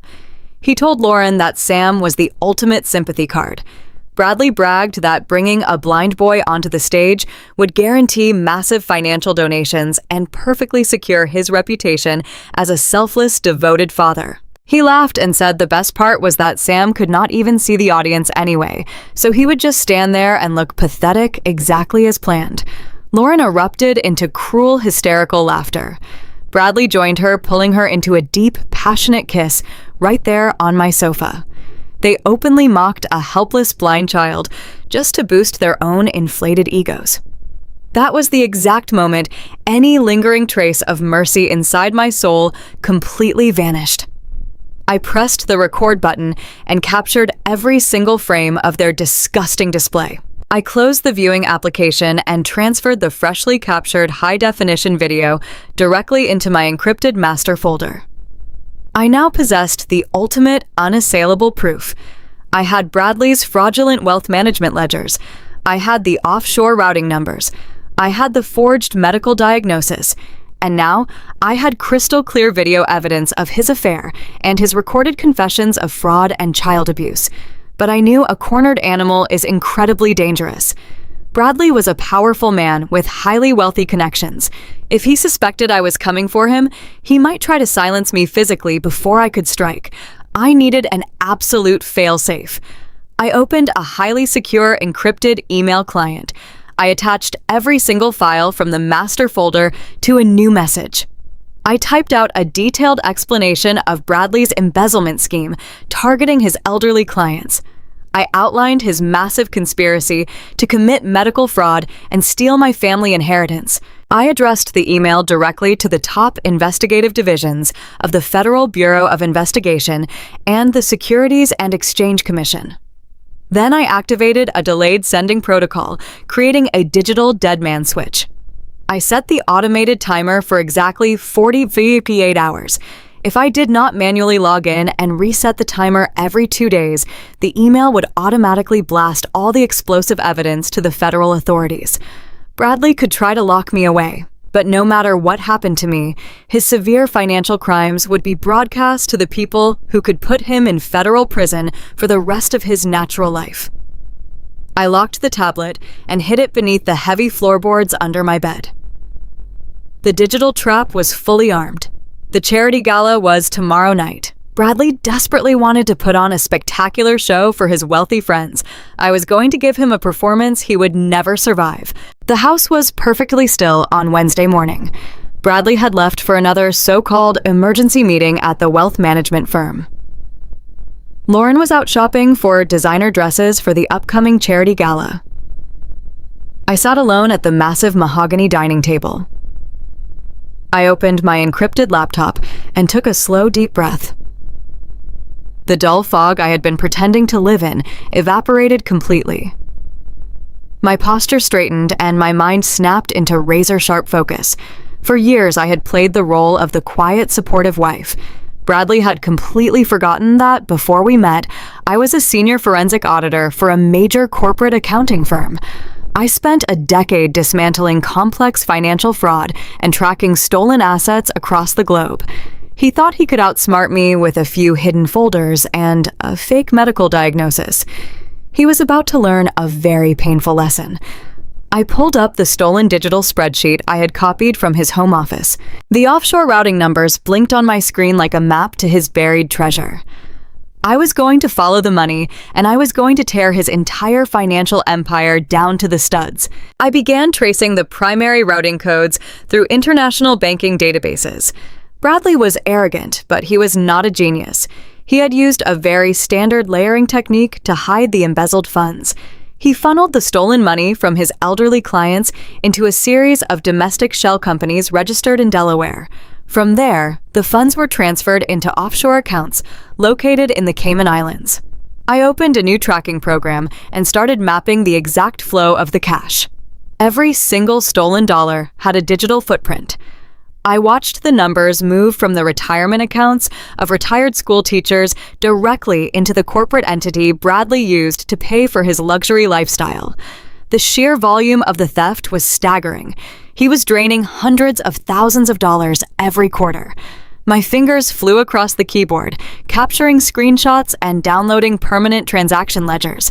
I felt a cold, absolute rage settling into my bones. He was funding his lavish affairs and his arrogant country club memberships with money stolen from vulnerable people who trusted him. I linked the Delaware Shell Company directly to his personal banking profile. The evidence was undeniable, and it was completely devastating. I gathered every piece of data and compiled a massive portfolio of corporate theft. This was the ammunition I needed to bury him. As I dug deeper into his main offshore account, a massive red flag appeared on my screen. A wire transfer was sitting in the outgoing queue. Bradley was attempting to move $1.5 million in stolen client funds into a completely untraceable dark account in Switzerland. He had scheduled the transfer to execute at exactly noon on Friday. That was the day before the charity gala. He was trying to wash the money completely clean before he finalized his plan to lock me away. I clicked on the transfer protocol to intercept the command. A black security box popped up on the screen, demanding a master authorization password. My heart hammered against my ribs. I had bypassed his basic security questions before, but this was a hard-coded encryption barrier. I stared at the blinking cursor. Bradley was a creature of massive ego and ultimate predictability. He thought he was untouchable. I closed my eyes and put myself inside his arrogant mind. I typed in our wedding anniversary. Access denied. I typed his maternal maiden name. Access denied. I thought about the sheer disrespect he had shown me in my own home. I thought about the mistress parading around in my stolen jewelry. I typed out the birth date of his secret mistress. I hit the enter key and held my breath. The black security box vanished and the screen flashed green. Access granted. I let out a harsh, dry laugh that echoed in the empty dining room. He had literally protected his massive criminal enterprise with the birthday of his secret mistress. It was the ultimate insult, but it was also the key to his absolute ruin. I stared at the pending $1.5 million wire transfer. Bradley wanted to send the stolen money far away where the authorities could never touch it. I was going to send it straight into a brick wall. I deleted the Swiss routing numbers from the destination field. I opened a secondary secure channel and pulled up the routing code for an external holding account, monitored directly by the Securities and Exchange Commission. It was a frozen federal lockbox used exclusively for holding seized illicit assets, pending a full government audit. I pasted the federal routing code into the outgoing transfer form. I verified the destination and confirmed the new path. I saved the command. The money would leave his account exactly as he planned on Friday at noon. But instead of landing in a secure Swiss bank, it would drop directly into the lap of federal investigators. The moment the transfer cleared, the government audit triggers would activate instantly. They would follow the $1.5 million straight back to the Delaware shell companies. They would uncover the systematic theft from the elderly clients. They would trace every single stolen dime directly to Bradley. I finalized the transaction and securely locked the account parameters so he could not cancel the wire. I closed the encrypted laptop and pushed it away. I leaned back in the wooden chair and looked around the beautiful dining room. The quiet domestic prison he had built for me was finally crumbling. He thought I was just a naive housewife waiting to be discarded. He thought he could strip my sanity and steal my future. He was painfully wrong. I stood up from the massive table. The trap was perfectly set. All I had to do now was wait for the charity gala. The call from Thomas came on a rainy Thursday afternoon. The sky outside my bedroom window was a heavy bruised purple, but inside my chest a bright piercing light was burning. I sat on the floor of my walk-in closet with the door firmly shut and the burner phone pressed tightly against my ear. Thomas did not waste time with pleasantries or small talk. He was a man of severe action, and his voice carried the crisp weight of absolute victory.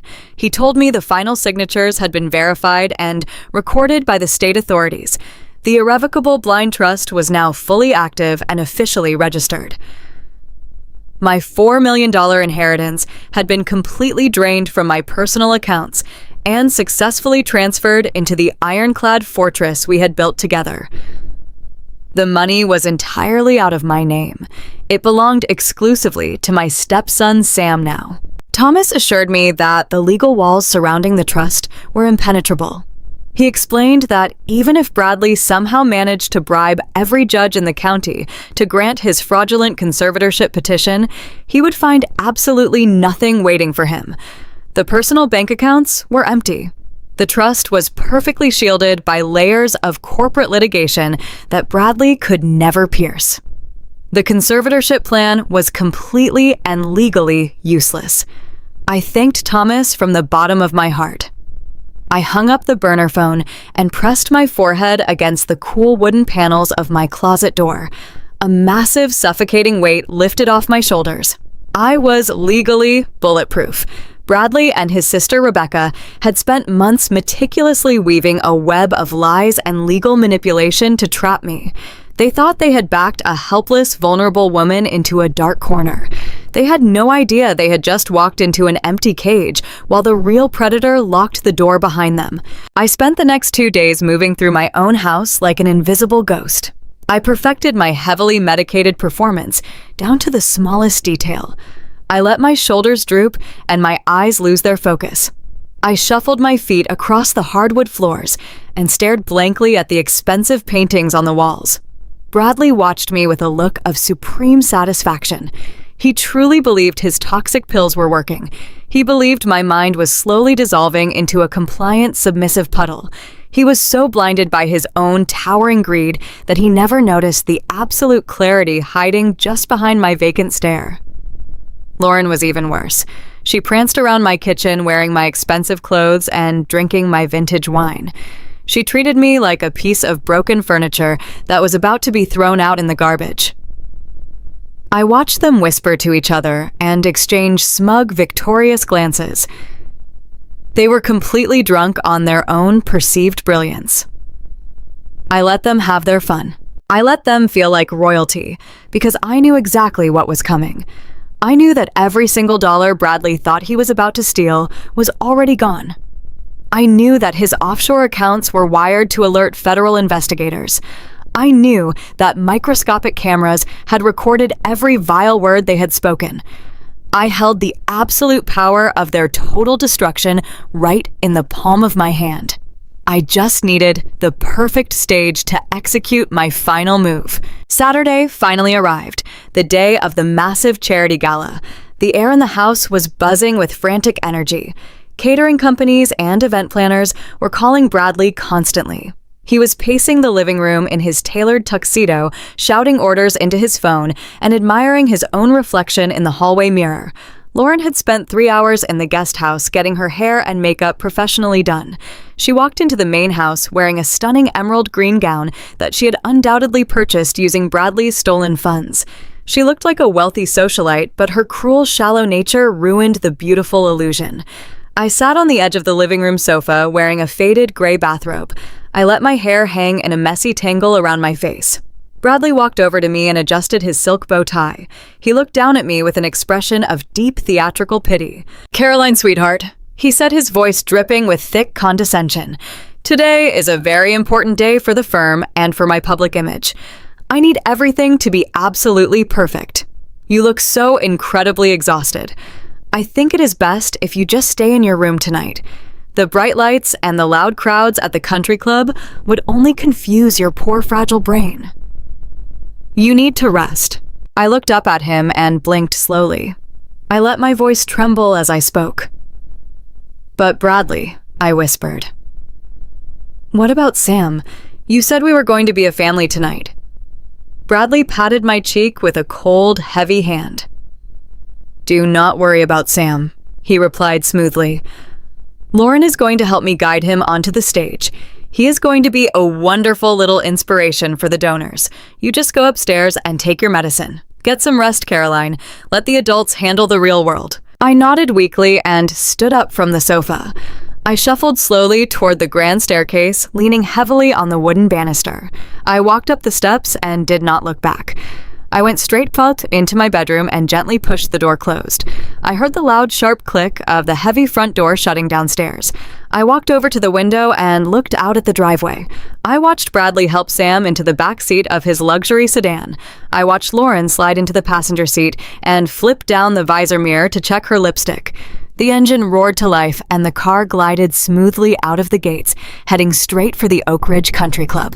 The moment their taillights disappeared down the street, the pathetic sick woman in the gray bathrobe ceased to exist. I stood perfectly still in the quiet room. My heart began to pound with a steady, fierce rhythm. I walked over to my master closet and threw the doors wide open. It was time to shed the disguise. I reached into the very back and pulled out a breathtaking crimson evening gown. It was a dress Bradley had explicitly forbidden me from wearing because he said it drew too much attention. Today, I wanted every single eye in that ballroom locked entirely on me. I walked over to my vanity and opened the hidden drawer. I pulled out my makeup and my curling iron. The trembling, confused housewife was gone forever. A cold, calculating executioner was taking her place. I was going to walk into that country club. I was going to step into the blinding spotlight Bradley had built for himself. And I was going to drop the digital guillotine right on his arrogant neck. The Oak Ridge Country Club was a beacon of excessive wealth and absolute privilege. I sat in the driver's seat of my car, parked in the dark shadows at the very edge of the manicured golf course. I held my tablet in my hands and watched the live digital broadcast of the charity gala. The event planners had set up a professional camera crew to stream the fundraiser directly to the internet for the wealthy donors who could not attend in person. The screen illuminated the dark interior of my car with a bright golden glow. The grand ballroom looked exactly like a royal palace. Massive crystal chandeliers hung from the vaulted ceilings, casting a warm, sparkling light over the elite residents of Connecticut. Waiters in crisp white jackets circulated through the crowd, carrying silver trays of expensive champagne and delicate appetizers. It was a perfectly designed theater of high society, and Bradley was the absolute star of the show. I watched the camera pan across the room and focus entirely on my husband. Bradley made his grand entrance, walking through the double mahogany doors with absolute sickening confidence. He wore his custom-tailored tuxedo and a smile of pure, calculated charm. My 12-year-old stepson, Sam, walked stiffly beside him, holding onto a white guiding cane. Lauren flanked them on the other side, wearing the emerald green gown bought with stolen money, and my grandmother's vintage diamond necklace resting shamelessly against her skin. She played the role of the devoted behavioral therapist, guiding the disabled child through the overwhelming crowd. Bradley placed a heavy hand on Sam's shoulder and began to work the room. He moved from group to group, shaking hands and accepting the glowing admiration of the wealthiest people in the state. I turned up the volume on my tablet and listened to the audio feed. Bradley was putting on the performance of a lifetime. He greeted the wealthy widows and retired executives whose retirement funds he was actively draining. He smiled warmly and thanked them for coming to support such a vital cause. Whenever someone asked where I was, Bradley would let his smile fade into a mask of deep, tragic sorrow. He would lower his voice and shake his head slowly. He told them that Caroline was simply too unwell to attend. He spun a heartbreaking tale about my rapid cognitive decline and my severe paranoia. He told the donors that I was resting comfortably at home under heavy medication. He said it was breaking his heart to watch his vibrant wife slip away, but he had to remain strong for his son. The crowd practically fawned over him. They patted his shoulder and offered him their deepest sympathies. They looked at him like he was a martyred saint, bearing an unbearable domestic burden. I watched him soak up their pity and admiration like a sponge. He loved every single second of it. He navigated the ballroom until he reached a tight circle of men standing near the private bar. I immediately recognized Dr. Alan Mercer holding a glass of scotch and laughing loudly. Bradley joined the circle and shook the corrupt doctor's hand. They exchanged a look of profound, smug victory. Dr. Mercer patted Bradley on the back and told the surrounding men that Bradley was dealing with an incredibly difficult medical situation at home with absolute grace and dignity. It was a sickening echo chamber of lies and validation. Bradley was using my fabricated illness to elevate his own social status to the highest possible peak. The camera feed shifted slightly to capture the other side of the ballroom. My eyes locked onto the tall, sharp figure of my sister-in-law, Rebecca. She was wearing a sleek black dress and holding a glass of white wine. She was not mingling with the regular donors. Rebecca was strategically positioned near a group of local magistrates and probate clerks. She was laughing and schmoozing with the exact same judges she planned to petition for my emergency conservatorship on Monday morning. I watched her lean in close and whisper into the ear of a senior judge, smiling like a predator who had already cornered her prey. She was laying the final social groundwork for my complete legal destruction. She caught Bradley's eye across the crowded room and raised her glass in a silent, triumphant toast. Bradley nodded back to his sister and turned his attention to the center stage. The orchestra stopped playing, and a loud voice echoed over the sound system, asking the guests to take their seats. Bradley gently guided Sam toward the front of the room. He felt completely and totally invincible. He had successfully isolated his wife and secured his forged medical documents. He had stolen millions of dollars from his clients and tucked the money away in hidden offshore accounts. He had his beautiful young mistress standing right by his side and his legal shark of a sister controlling the court system. He believed he was the smartest, most powerful man in the entire building. He believed his legacy was absolutely untouchable. I turned off the tablet and placed it on the passenger seat. The live broadcast was over for me. It was time to enter the real world. I opened the car door and stepped out into the cool evening air. The crimson evening gown draped perfectly around my body, sweeping against the pavement as I walked toward the glowing entrance of the country club. My hair was styled in sleek dark waves, and my makeup was flawless and sharp. I did not look like a sick, confused woman waiting to be locked in a psychiatric ward. I looked like a woman who was about to execute a corporate massacre. I walked past the valet attendants and pulled open the heavy mahogany doors of the grand ballroom.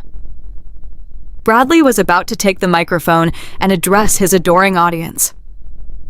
He was standing at the absolute peak of his fraudulent mountain, and I was about to push him right over the edge. The heavy silence of the empty house wrapped around me like a warm blanket. I stood in the center of my master bathroom, staring at the miserable reflection in the mirror. For weeks, I had painted my face to look like a dying woman. I turned on the brass faucet and let the hot water run over my hands. I splashed the water against my skin and scrubbed away the pale foundation and the gray powder I had used to hollow out my cheeks.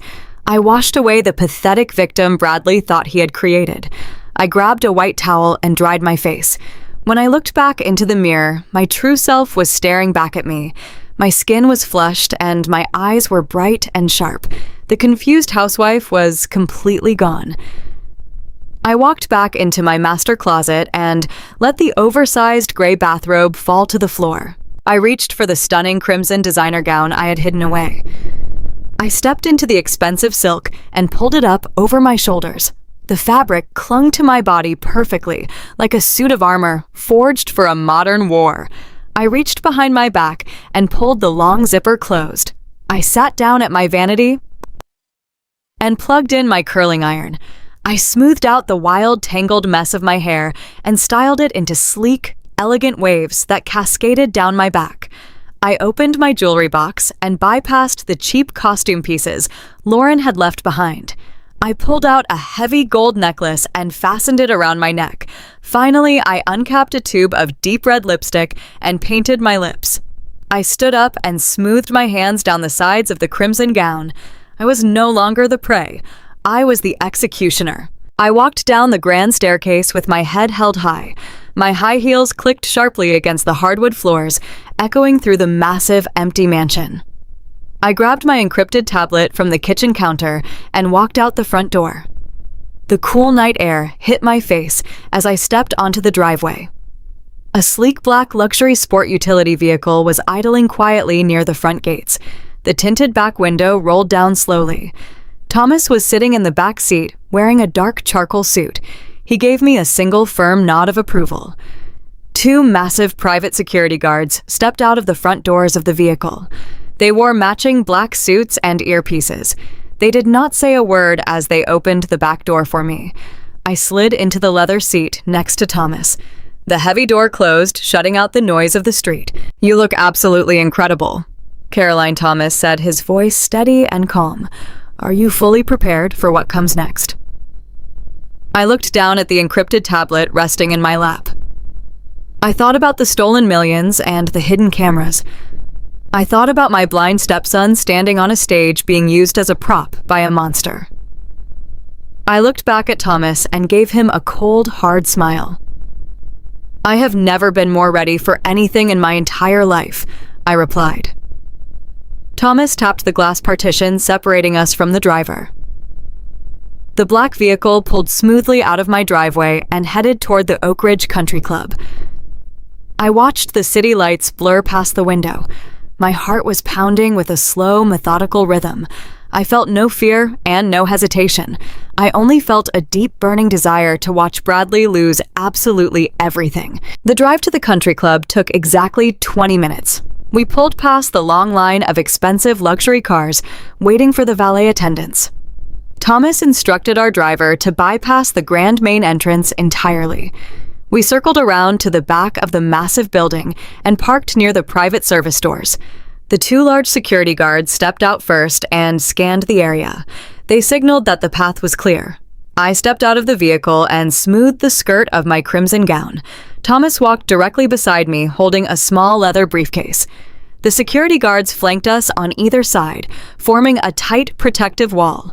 We walked through the heavy metal service doors and entered the bustling back corridors of the country club. Waiters carrying trays of expensive food rushed past us without a second glance. We moved with absolute purpose and silent authority through the narrow hallways. We navigated the labyrinth of the club until we reached a heavy soundproof door marked Audio Visual Control Room. Thomas pushed the door open and we stepped inside the small dark space. A single technician was sitting at a massive mixing board, covered in glowing buttons and digital sliders. He spun around in his chair, looking completely shocked by our sudden intrusion. Thomas did not give him a chance to speak. He reached into his jacket pocket and pulled out a thick white envelope filled with $100 bills. He tossed the envelope onto the mixing board. "Take an early dinner break," Thomas commanded, his voice, leaving absolutely no room for argument. The technician looked at the thick stack of cash and then looked at the 2 massive security guards standing by the door. He grabbed the envelope and practically ran out of the small room without saying a single word. The heavy door clicked shut, sealing us inside the control room. A large glass window looked directly out over the grand ballroom. I stepped up to the glass and looked at the spectacular charity gala. I plugged my encrypted tablet into the primary input jack on the master mixing board. Thomas adjusted the digital sliders to route my screen to the massive projection monitors hanging above the stage. Bradley was walking confidently up the carpeted stairs toward the wooden podium. He tapped the microphone. I placed my finger over the play button. Through the thick glass window of the control room, I looked down at the Oak Ridge Country Club. The ballroom was packed with the wealthiest people in the state. Guests stood holding crystal glasses of champagne. The stage was bathed in bright spotlights. Bradley stepped up to the wooden podium. He adjusted the microphone with a confident sweep of his hand. The murmur of the crowd died down. Bradley looked immaculate. His hair was perfectly styled, and his posture was carved from pure arrogance. He placed one hand gently on the shoulder of my blind stepson, Sam, who stood beside him. I stood next to Thomas in the soundproof booth. My crimson gown caught the faint glow of the digital mixing board. I watched my husband prepare to deliver his masterpiece of deception. Bradley took a slow, deep breath and leaned close to the microphone.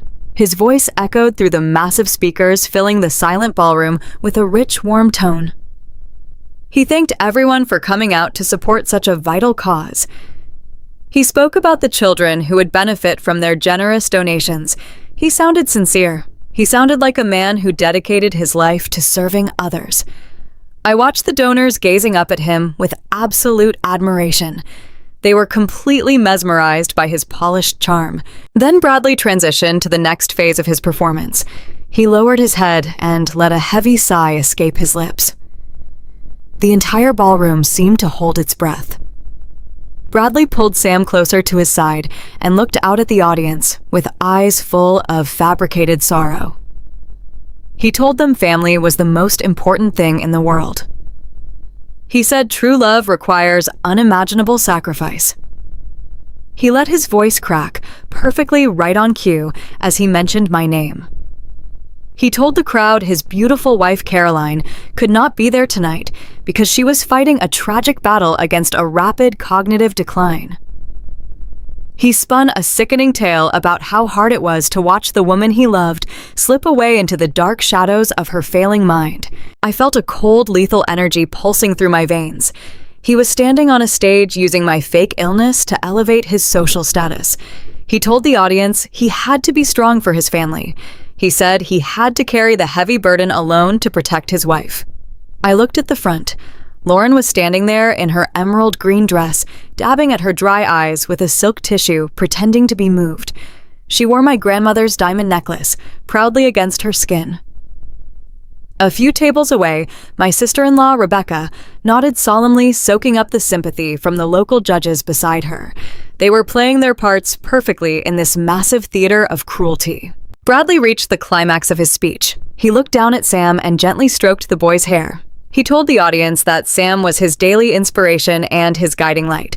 He said that a blind child could see the truth of the world better than any adult because a child judges people by the honesty in their hearts. The sheer hypocrisy of his words was absolutely breathtaking. The wealthy donors began to clap softly. Some women were wiping tears from their cheeks. Bradley signaled to a waiter standing near the edge of the stage. The waiter hurried forward and handed Bradley a tall crystal flute filled with sparkling champagne. Bradley raised his glass high above his head, catching the glare of the stage lights. He asked the entire room to raise their glasses with him. He projected his voice loud and clear, declaring a toast to the enduring power of honesty, to the strength of a devoted family, and to the unwavering integrity of their beautiful community. The audience raised their glasses in unison. A chorus of voices murmured in agreement, ready to drink to the absolute lies spilling from his mouth. He thought he was completely invincible. He thought he had already won the war. He was standing at the absolute summit of his power. I turned my head and looked at Thomas. I gave him a single sharp nod. Thomas reached down to the digital mixing board and pushed the master volume slider all the way to the maximum limit. Then, he pressed a heavy finger directly against the microphone feedback button. A massive, agonizing screech of electronic feedback tore through the ballroom. The sound was deafening. Hundreds of wealthy guests dropped their crystal glasses and covered their ears in sudden pain. The horrible whining noise echoed off the vaulted ceilings and shattered the peaceful elegance of the charity gala. Bradley flinched violently on the stage, nearly dropping his champagne flute. He glared up at the control room window with a look of pure, furious confusion. I turned away from this window. I pushed open the soundproof door of the control booth and stepped out into the quiet back corridor. I walked down the hallway toward the grand entrance of the ballroom. I did not rush at all. I measured every single step. My high heels clicked with a sharp, rhythmic precision against the floorboards. I reached the massive mahogany double doors at the very back of the room. I placed my hands flat against the dark wood and pushed the heavy doors open. The agonizing feedback from the speakers abruptly cut off. The ballroom plunged into a shocked, suffocating silence. Hundreds of heads turned toward the back of the room. I stepped into the center aisle. The bright crystal chandeliers illuminated my striking crimson gown and my perfectly styled hair. I was absolutely no longer the victim. I walked slowly down the center aisle, radiating absolute freezing authority. I stared straight ahead, locking my eyes completely on Bradley. The color instantly drained from his arrogant face. His jaw dropped open as he stared at the woman he thought he had successfully buried alive. The heavy mahogany doors clicked shut behind me. The sound was swallowed instantly by the suffocating silence of the grand ballroom. Over 200 of the wealthiest and most influential people in the state turned their heads to stare at me. They had just spent the last 10 minutes listening to my husband describe me as a tragic, withering shell of a woman. They expected to see a ghost. Instead, they saw a predator. I wore a crimson designer gown that swept elegantly across the expensive carpet. My posture was flawless. My gaze was absolute ice. I walked slowly down the center aisle of the ballroom. Every single step I took echoed loudly in the quiet space. The crowd parted instinctively as I moved forward. I kept my eyes locked entirely on Bradley. He was standing on the stage, gripping the wooden podium with white knuckles. The arrogant, victorious smile had completely vanished from his face. His jaw hung slightly open. His skin turned a sickly shade of pale gray. He looked like a man who had just seen the devil herself rise from the grave. Lauren stood slightly behind him. Her eyes were wide with sudden panic. She reached up and nervously touched my grandmother's diamond necklace resting against her collarbone. She knew something was terribly wrong. Bradley was a professional liar and a master manipulator. He forced himself to recover. He swallowed hard and adjusted his silk bow tie. He tried to put his mask of arrogant confidence back on. He grabbed the microphone and let out a nervous, shaky laugh. He called my name and asked what I was doing there, his voice echoing through the massive speakers. He tried to sound like a loving, concerned husband, but the sheer terror bleeding into his words was completely obvious. He told me I should be in bed. He told the crowd I was very sick and confused. He claimed the bright lights and all these people were entirely too much for my fragile mind. He told me to let him take me home so I could rest. He stepped down from the podium and reached his hand out toward me as if he were trying to soothe a frightened child. The utter condescension in his voice made my blood run cold, but I did not shrink away. I did not act like the submissive victim he wanted me to be. I stood at the base of the stage and looked up at him with freezing, absolute authority. I ignored his outstretched hand completely. I did not speak a single word to him. I did not need to. My actions were going to speak much louder than his pathetic lies. I slowly raised my right hand and looked directly at the tinted glass window of the audio-visual control room at the back of the ballroom. I gave Thomas the final signal. The wealthy donors whispered to each other in total confusion. I heard the sharp intake of breath from the women dripping in diamonds. I heard the confused murmurs of the corporate executives who had entrusted their life savings to my husband. They had just been told I was heavily medicated and losing my grip on reality. Yet I stood before them radiating pure, calculated power. I let the heavy silence stretch on for a few more agonizing seconds. I wanted Bradley to feel the exact weight of his impending doom. I wanted him to look into my eyes and realize that he had never possessed any real power over me. He had only possessed my temporary patience, and my patience had officially run out. I gave the signal to Thomas. High above the stage, the massive digital projector flashed to life. The enormous white screen behind Bradley illuminated the dark ballroom with a blinding cinematic light. Bradley spun around in absolute terror. He looked up at the giant screen and his entire world shattered into a million unfixable pieces. The hidden camera footage from our living room began to play. The video was in stunning high definition. The audio pumped through the country club speakers with crystal clear precision. There was Bradley lounging on our expensive Italian leather sofa, holding a glass of bourbon. There was Lauren sitting beside him, wearing the clothes she bought with stolen money. The entire ballroom watched in horrified fascination as the giant digital version of my husband openly mocked his own disabled son. They heard Lauren giggling her high, sugary laugh. They heard her complain about how exhausting it was to pretend to care about a blind boy. The crowd listened as Bradley told his mistress that Sam was nothing more than the ultimate sympathy card. They heard Bradley brag that parading a blind child in front of his wealthy donors would perfectly secure his reputation and guarantee massive financial contributions. They watched the two of them laugh together and share a passionate kiss right there on the massive screen. The reaction in the ballroom was instantaneous and visceral. A collective gasp of absolute horror rippled through the crowd. I heard the sharp sound of crystal glasses slipping from trembling fingers and shattering violently against the marble floor. Women covered their mouths in total shock. Men shouted in pure disgust. The wealthy investors who had just praised Bradley as a devoted father now stared at him with pure, unadulterated hatred. Bradley staggered backward on the stage. He raised his hands and tried to cover his face as if he could hide from his own recorded sins. He grabbed the microphone and screamed that the video was a fake. He desperately tried to tell the crowd that it was manipulated and edited by a crazy woman, but no one was listening to his pathetic lies anymore. The absolute truth was echoing off the walls in his own arrogant voice. But I was not finished. The social destruction of Bradley was only the opening act. I was there to execute a total financial massacre. The video abruptly cut off. The screen flashed black for a split second before displaying a massive high-resolution screenshot of Bradley hidden offshore accounting ledgers. Thomas flipped a switch in the control room, and a second projector illuminated the side wall, displaying the detailed domestic banking records of his Delaware shell companies. The room filled with the stark, glaring evidence of his massive corporate theft. The routing numbers, the forged signatures, the fake medical invoices, and the exact dates and times he had drained his clients' retirement funds were blown up to 10 feet tall for every single person to read. I had specifically highlighted the names of the investors in the room. I wanted them to see exactly how much money Bradley had stolen from their own families. Chaos erupted in the grand ballroom.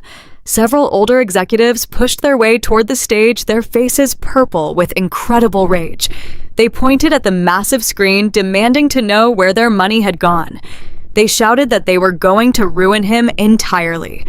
Bradley was hyperventilating. He looked at the offshore routing numbers and realized that his entire secret empire had been completely gutted. He backed away from the podium, stumbling clumsily over the microphone stand. He looked like a trapped rat desperately searching for any possible escape. Lauren was sobbing hysterically. She realized the luxurious lifestyle she had stolen was evaporating completely before her eyes. She grabbed the skirt of her emerald gown and tried to run toward the side exit. Before she could take 3 steps, one of the massive private security guards Thomas had hired stepped directly into her path. He crossed his thick arms over his chest and blocked her escape completely. Lauren shrieked and shrank back, covering her face with her hands in absolute panic. Across the room, my sister-in-law, Rebecca, realized the absolute severity of the situation. She was a lawyer. She knew exactly what those financial ledgers meant. She knew she was deeply implicated in the conspiracy to commit medical fraud and steal my inheritance. She dropped her glass of white wine and turned to flee through the back doors. She tried to blend into the panicked crowd, but she was not fast enough. My second private security guard was already waiting for her. He stepped in front of the heavy mahogany doors and stared her down. Rebecca tried to argue and force her way out. She threatened to sue him and demanded that he step aside immediately. The security guard did not say a single word. He just stood there like a wall of solid stone, refusing to let the corrupt lawyer escape the severe consequences of her actions. I walked up the short flight of stairs and stepped directly onto the main stage. Bradley retreated to the far corner, trembling uncontrollably like a coward. I walked over to the wooden podium and picked up the microphone he had dropped. The feedback whined for a brief second before settling into a sharp, clear tone. I looked out at the furious, panicked crowd and raised my hand. The absolute freezing authority in my posture commanded their immediate attention. The shouting slowly died down as every eye in the ballroom locked entirely onto me. I was the executioner, and I was finally ready to read the absolute final sentence. I spoke into the microphone, my voice calm, cold, and completely devoid of any mercy. I told the crowd, my name is Caroline. I told them I was not sick. I told them I was not confused, and I was certainly not suffering from any cognitive decline. I explained exactly how the man standing shivering in the corner had spent the last 6 months trying to slowly poison my mind with heavy sedatives. I laid out his entire master plan for everyone to hear. I told the audience how Bradley and his sister Rebecca had conspired to forge medical documents to declare me legally incompetent so they could steal my $4 million family trust fund. I pointed to the massive screens behind me and narrated every single financial crime he had committed against them. I explained how he used their trust to funnel their retirement savings into his offshore accounts. I told them about the $1.5 million wire transfer I had legally intercepted and routed directly to a holding account monitored by federal authorities. I watched Bradley collapse onto his knees. He buried his head in his hands and sobbed openly in front of his former friends and colleagues. His carefully constructed life was completely obliterated. He had no money left. He had no reputation. He had absolutely no escape. I looked down at him with absolute freezing disdain. I told him he thought he could break me and use me as a stepping stone for his boundless greed. I told him he forgot exactly who he was dealing with. The room was absolutely silent as the gravity of his total destruction settled over the country club. I stood under the bright spotlights and breathed in the crisp, clean air of absolute victory. The game was finally over, and the monster was completely destroyed. The silence in the grand ballroom was so profound that I could hear the ragged, wet sound of Bradley drawing breath. He was still collapsed on his knees at the edge of the stage. The massive digital screens behind me were still projecting the undeniable proof of his federal crimes. The routing numbers and the forged signatures glowed brightly, casting a harsh blue light over his tear-stained face. The wealthy investors in the crowd were no longer murmuring. They were staring at the man they once respected with absolute, unadulterated disgust. Bradley looked up at me with pleading, bloodshot eyes.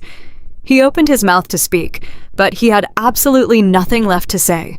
His lies had run out. His manipulations were completely powerless against the cold, hard truth I had just laid bare. I stood at the wooden podium and looked down at him, feeling absolutely nothing but a hollow, freezing satisfaction. I had dismantled his entire life in less than 10 minutes, but the absolute climax of my revenge was just beginning. I looked across the sprawling room and caught the eye of my lawyer, Thomas. He was standing near the heavy mahogany side doors at the far end of the ballroom. I gave him a single deliberate nod. Thomas reached out and pushed the double doors wide open. The sound of heavy tactical boots stomping against the marble floor echoed like thunder. A team of federal agents from the Securities and Exchange Commission marched into the country club, flanked by a dozen heavily armed local police officers. They wore dark raid jackets with bright yellow letters printed across their backs. Their faces were set in expressions of absolute professional severity. The guests in the ballroom instantly parted like the Red Sea, scrambling to get out of the way of the advancing authorities. The sheer visual impact of federal law enforcement invading the most exclusive charity gala in the state was absolutely breathtaking. Bradley twisted his head to look over his shoulder. The moment he saw the federal windbreakers, the last remaining drops of blood drained completely from his face. He let out a pathetic whimpering sound and scrambled backward on the stage, dragging his expensive tuxedo pants across the floor. The lead federal agent walked directly up the center aisle. He did not look at the wealthy donors or the sparkling crystal chandeliers. He kept his eyes locked entirely on my husband. Bradley had committed massive wire fraud across international borders. He had stolen millions from vulnerable elderly clients. He had elevated a simple domestic dispute into a severe federal crime. There was absolutely no local judge or corrupt politician who could save him now. The lead agent stepped up onto the stage and looked down at Bradley with supreme contempt. "Bradley Thompson." The agent announced, his voice booming through the silent room without needing a microphone. "You are under arrest for massive federal wire fraud, embezzlement, and grand larceny. You have the right to remain silent. Anything you say can and will be used against you in a court of law." Bradley began to sob hysterically. The polished, arrogant CEO was completely gone. In his place was a sniveling, broken coward. He reached his shaking hands out toward the federal agent, begging for mercy. He cried that there had been a terrible misunderstanding. He swore that he could explain everything and return the money. He even had the absolute audacity to turn his head and point a trembling finger directly at me. He screamed that I was a crazy woman and that I had set him up. The federal agent did not even blink. He grabbed Bradley by the shoulder and hauled him roughly to his feet. The agent twisted Bradley's arms behind his back. The sharp metallic click of the heavy steel handcuffs snapping shut echoed loudly through the entire ballroom. That simple clicking sound was the most beautiful music I had ever heard in my entire life. The town elite watched in absolute stunned horror as their golden boy was restrained like a common street criminal. The reputation Bradley had spent decades building was instantly vaporized into thin air. Every single person in that room now knew he was a monster who stole from the elderly and tried to drug his own wife to steal her family inheritance. He was a complete social pariah. As the local police officers stepped forward to take custody of Bradley, a sudden piercing scream shattered the tension in the room. Lauren was standing near the side exit, still blocked by my private security guards. She watched the steel handcuffs lock around Bradley's wrists, and pure animal panic completely took over her shallow mind. The gold digger suddenly realized that the sinking ship was going down, and she was chained directly to the anchor. She began to thrash wildly against the security guards, screaming at the top of her lungs. "Do not touch me," Lauren shrieked, her voice echoing with raw desperation. "I did not do anything wrong. It was all him. Bradley forced me to do it. He manipulated me. He told me Caroline was crazy and that I was just helping him protect his son. I am just an innocent behavioral therapist. I had absolutely no idea he was stealing money." It was a pathetic, disgusting display of total betrayal.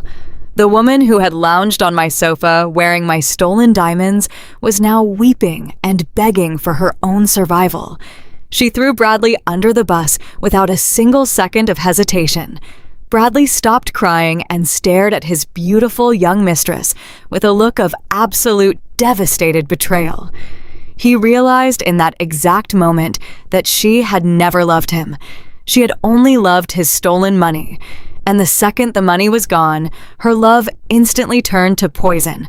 Two female police officers marched over to Lauren and grabbed her firmly by the arms. They informed her that she was being detained for questioning regarding her direct involvement in the medical fraud and the possession of stolen assets. Lauren thrashed and kicked, sobbing uncontrollably as they pulled her arms behind her back. She screamed Bradley's name, demanding that he tell them she was innocent. Bradley just hung his head and stared blankly at the floor, completely broken and entirely alone. I stood at the podium and watched the police drag the two of them down the center aisle. The wealthy donors backed away, holding their breath, as the criminals were marched right out the front doors of the country club. The blinding red and blue lights of the police cruisers flashed brightly through the massive glass windows, illuminating the dark night outside. I had promised to tear their entire castle down to the ground. Now they were both wearing steel bracelets and heading straight to federal prison. The grand foyer of the Oak Ridge Country Club was bathed in the chaotic strobe of red and blue police lights. Federal agents marched Bradley through the double doors into the marble lobby. I followed closely behind them, my crimson gown sweeping silently across the polished floor. The remaining club members pressed themselves against the walls, clutching their expensive jackets. They stared in shock as the man they practically worshipped 10 minutes ago was paraded past them like a dangerous animal. The heavy steel handcuffs binding Bradley's wrist clinked sharply with every step. His shoulders were slumped and his chin rested against his chest in ultimate defeat. The arrogant king of local finance was reduced to a pathetic, shivering mess. The night air rushed in as the glass doors opened to reveal a fleet of federal vehicles parked on the circular driveway. Before the agents could push Bradley out into the freezing night, a violent commotion erupted near the coat check desk. My sister-in-law Rebecca had broken through the line of panicked guests. She was sprinting across the marble floor, her sleek black dress twisting awkwardly around her legs. Two federal investigators stepped forward to intercept her. Rebecca stopped right in front of them and pointed a trembling, perfectly manicured finger directly at her own brother.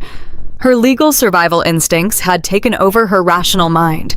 She knew the massive digital evidence I projected onto the ballroom screens implicated her deeply in the fraudulent medical conservatorship. She knew her law license and personal freedom were about to be permanently revoked. She did exactly what a cornered rat always does. She turned her teeth on her own blood. I had absolutely nothing to do with the stolen money, Rebecca screamed, her voice echoing shrilly off the high ceilings. I am an officer of the court. Bradley lied to me. He told me Caroline was losing her mind. He swore the medical evaluations were legitimate. He forged those clinical signatures entirely on his own. I did not see a single dime of those embezzled funds. You have to believe me. He is a pathological liar and a monster. Bradley stopped walking and stared at his sister. The expression of utter devastation on his face was a masterpiece of human misery.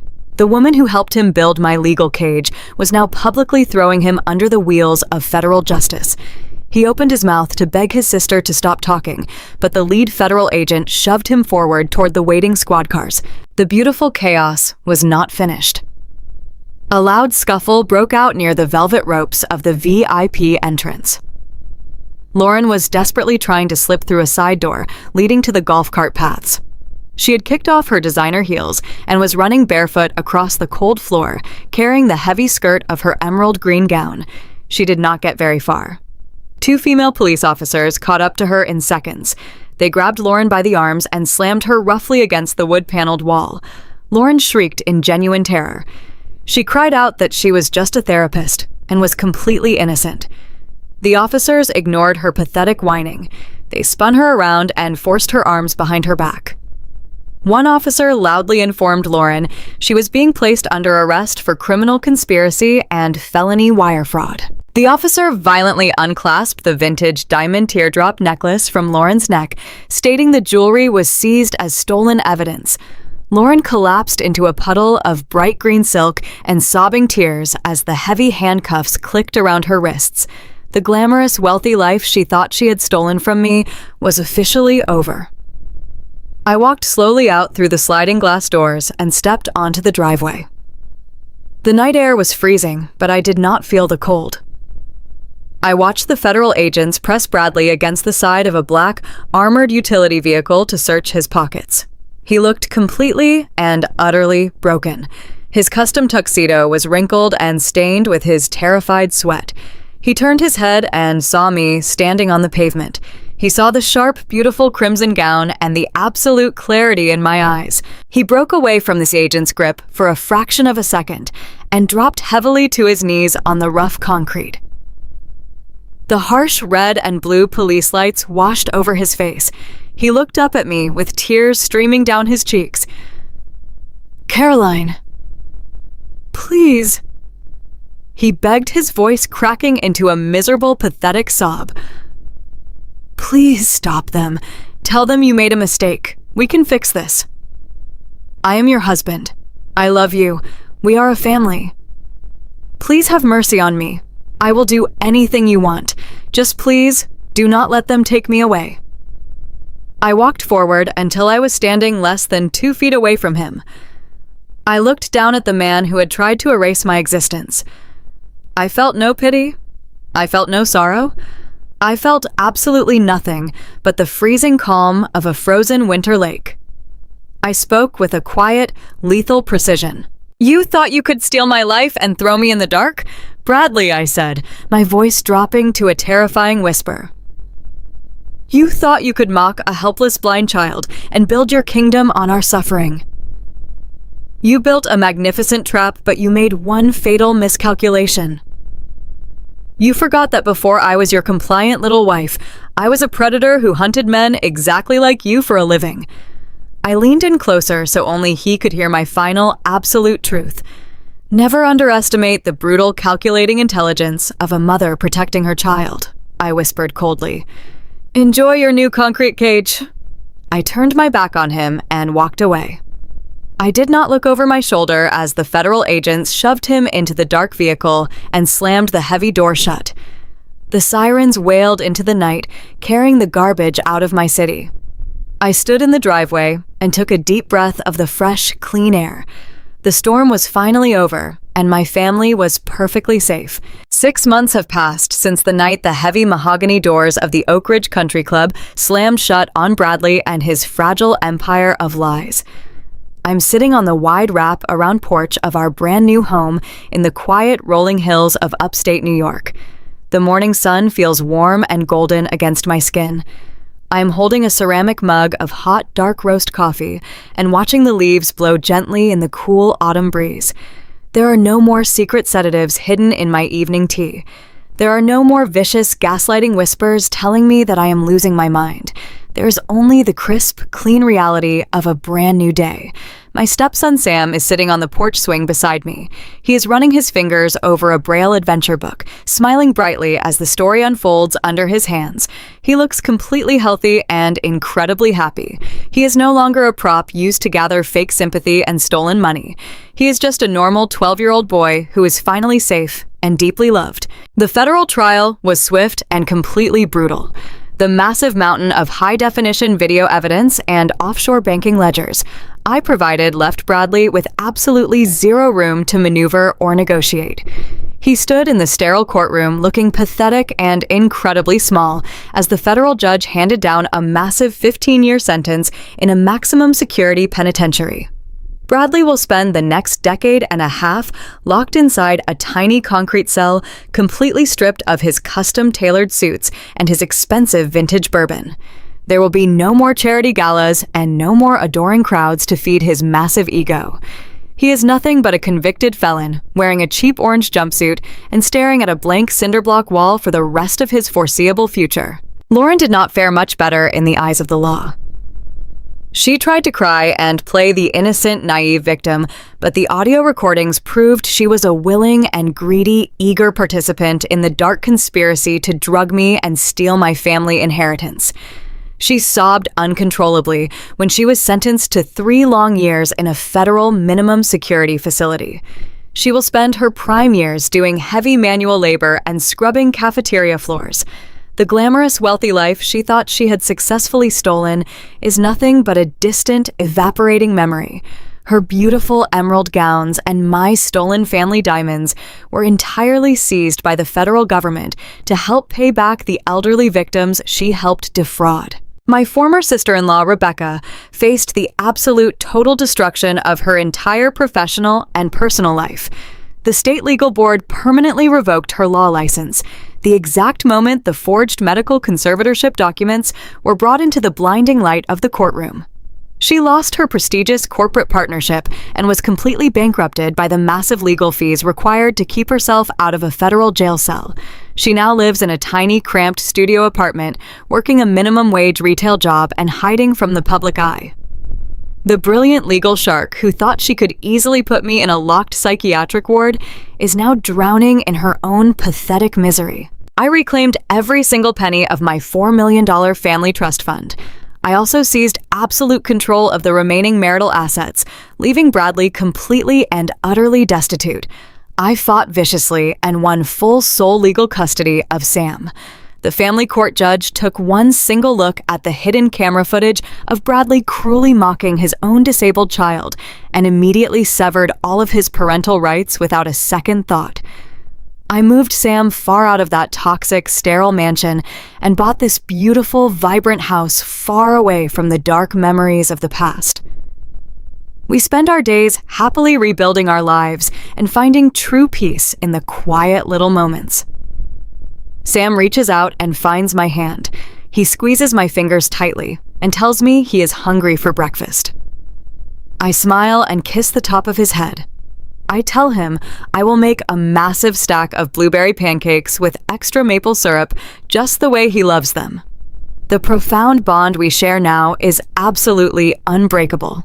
When his biological father abandoned his basic duty to protect him, I stepped up and became the fierce shield he desperately needed.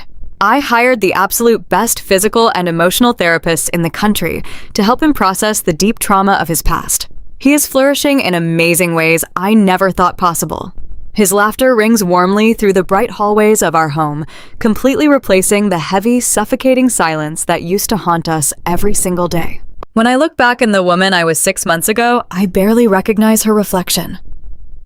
I remember waking up every single morning, feeling incredibly heavy and confused, deeply believing the vicious lies Bradley whispered into my ear. I remember the paralyzing, terrible fear of thinking my own mind was betraying me. He wanted me to be weak and completely submissive. He pushed me to the absolute edge of my sanity, expecting me to fall quietly into the dark, endless abyss. But he completely underestimated the profound, dangerous power of a woman who realizes she is being hunted. Strength is not about never falling down. Strength is about how ruthlessly and methodically you rise when you are pushed to the absolute brink. I did not scream or cry or beg for mercy. I used my intellect and my cold patience to build a flawless trap, and I watched with absolute freezing satisfaction as the monsters walked right into it. I want to take a moment to share a very important lesson from my incredible journey. We as women are naturally programmed to give so much of ourselves to the people we truly love. We freely sacrifice our valuable time, our energy, and sometimes our own ambitious careers to build a beautiful, comfortable life for our families. We pour our absolute heart and soul into warmly supporting our husbands and nurturing our children.